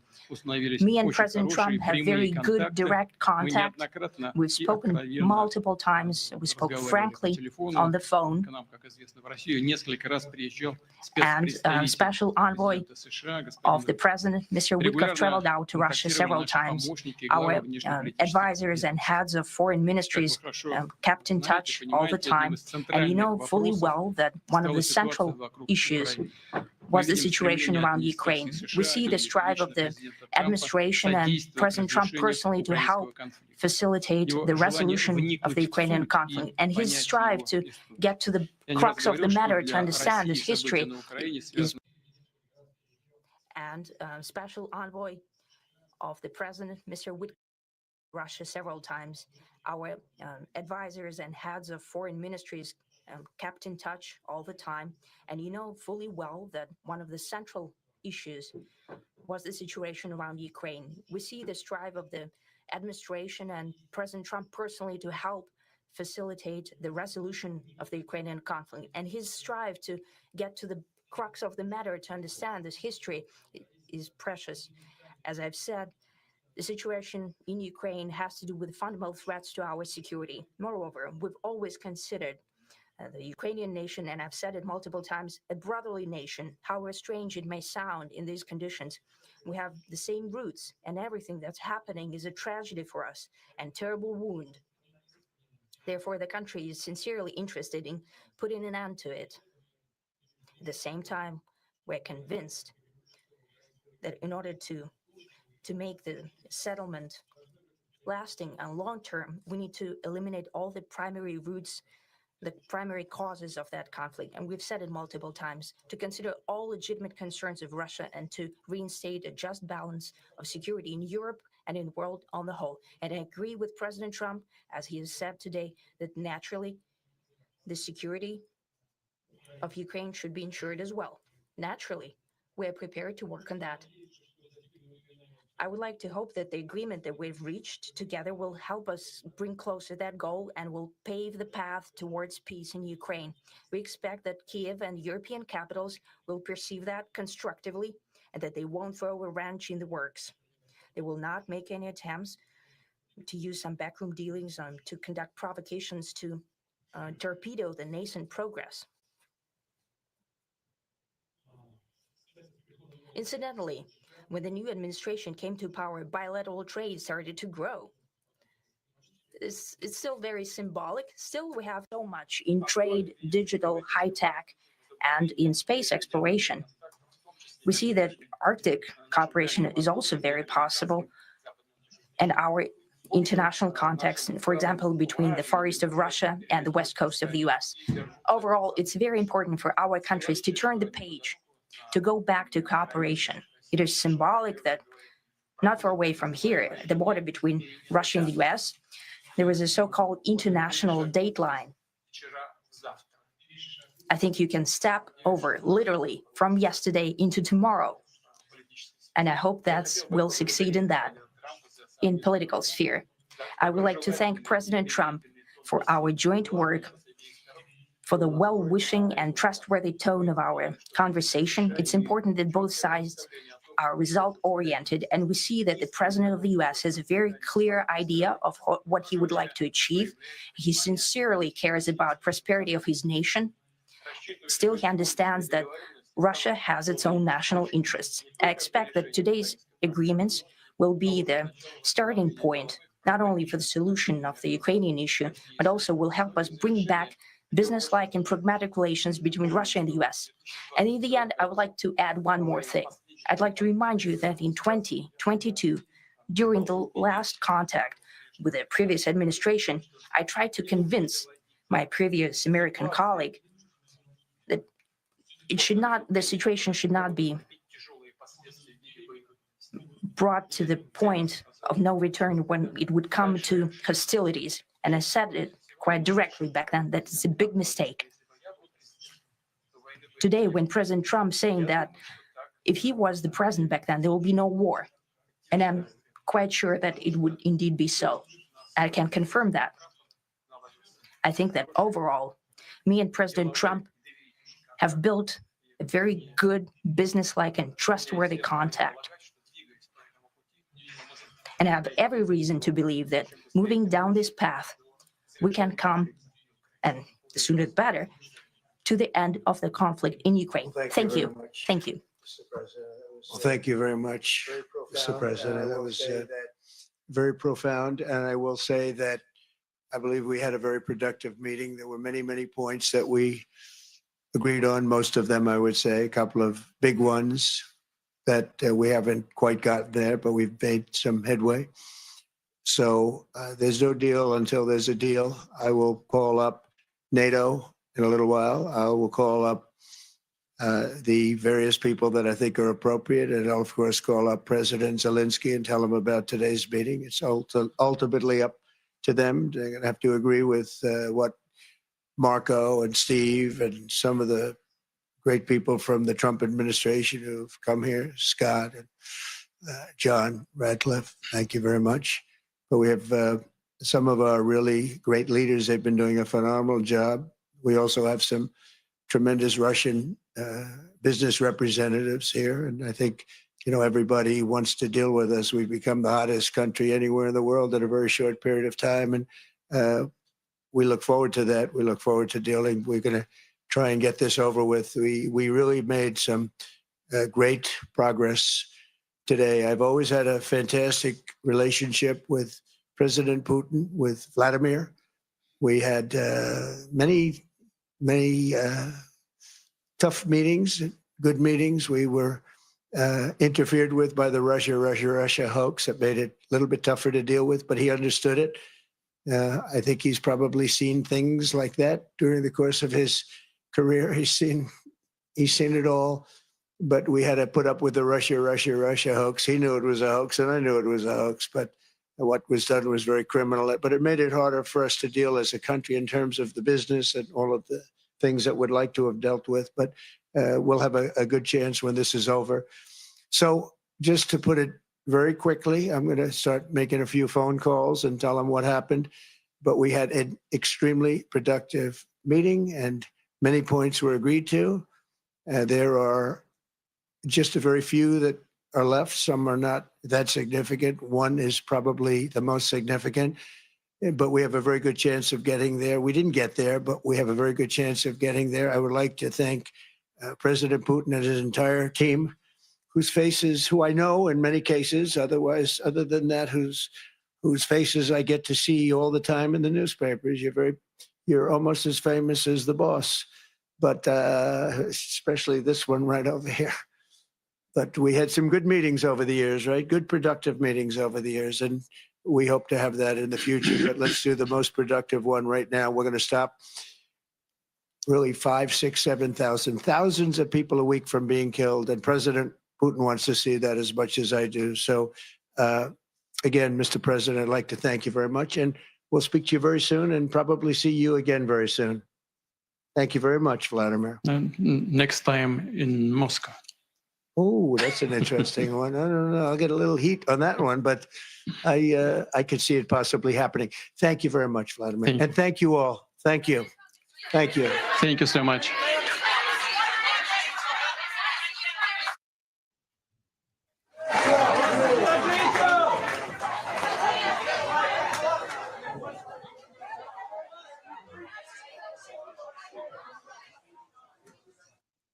Okay. I thought that was going to be longer. I thought they would take questions. The summary of that, very productive meeting with Putin. Many points were agreed to. We'll call up NATO and Zelensky soon, and we'll be speaking to Putin again soon. Any reaction, Steve? I just want to see a deal done that stops the violence and stops the killing. That's the only thing I care about. I would agree. I would agree as well. Yeah, we didn't get any specifics on what they agreed on. Trump did say there's one major thing they haven't agreed on. Obviously, that's probably the amount of land that will either be given up or not given up from the Ukrainians. So no questions. We got a amicable Trump and Putin inviting Trump to Moscow. So it looks like the meeting, at least from Putin's perspective, went well. Obviously, maybe it's because he thinks Trump's going to be able to get Zelensky to really cooperate. We're going to see if that's the case, but that was the meeting. So we waited like 3 hours for them to talk for 10 minutes and for Trump to basically say it was a good meeting. I got a question for you. Where on SharpLink's website can I see how much ETH they own? On whose website? Isn't that SBET, SharpLink? I mean, they tweet it most of the time, but I'll send you the link. Usually their Twitter account puts out all the info. But the exact number is 728,000 ETH. Oh, I found it. They put it out this morning, 728,000. So what is that in net asset value? 3.25 billion roundabout. It's interesting. It's trading at a discount. All right. No. And they're staking nearly 100% of it. I don't know if they're staking it. I think they are. I'm on their site. It says stake nearly 100% of the company's ETH, generating cumulative rewards of approximately 1,326 ETH to date. Okay, so then they're making a yield on the staking. Yeah, guys, that was what we got. That was it. I thought it would be longer. I thought we would get more questions, but apparently it was just a framework for the potential framework to fix the problem. I mean, the most interesting thing Trump said is he's going to call NATO and Zelensky probably as we speak, telling them about the deal. And if there's any report that Zelensky's open to engaging in that as a beginning of the framework for discussions, I think people are going to be happy. But that's the big question on if that's going to actually take place. Russian U.S. ambassador, U.S. ties lack breakthroughs, progress is slow, citing visa issues, return of seized properties, and restoring direct flights as key steps to normalization. Yeah, I mean, the Russians obviously would want to normalize relations in a much better way than what they currently have. But they also are going to need to cooperate with the Ukrainians for the U.S. to capitulate on that. All right, that's what we got. That was the meeting between Trump and Zelensky.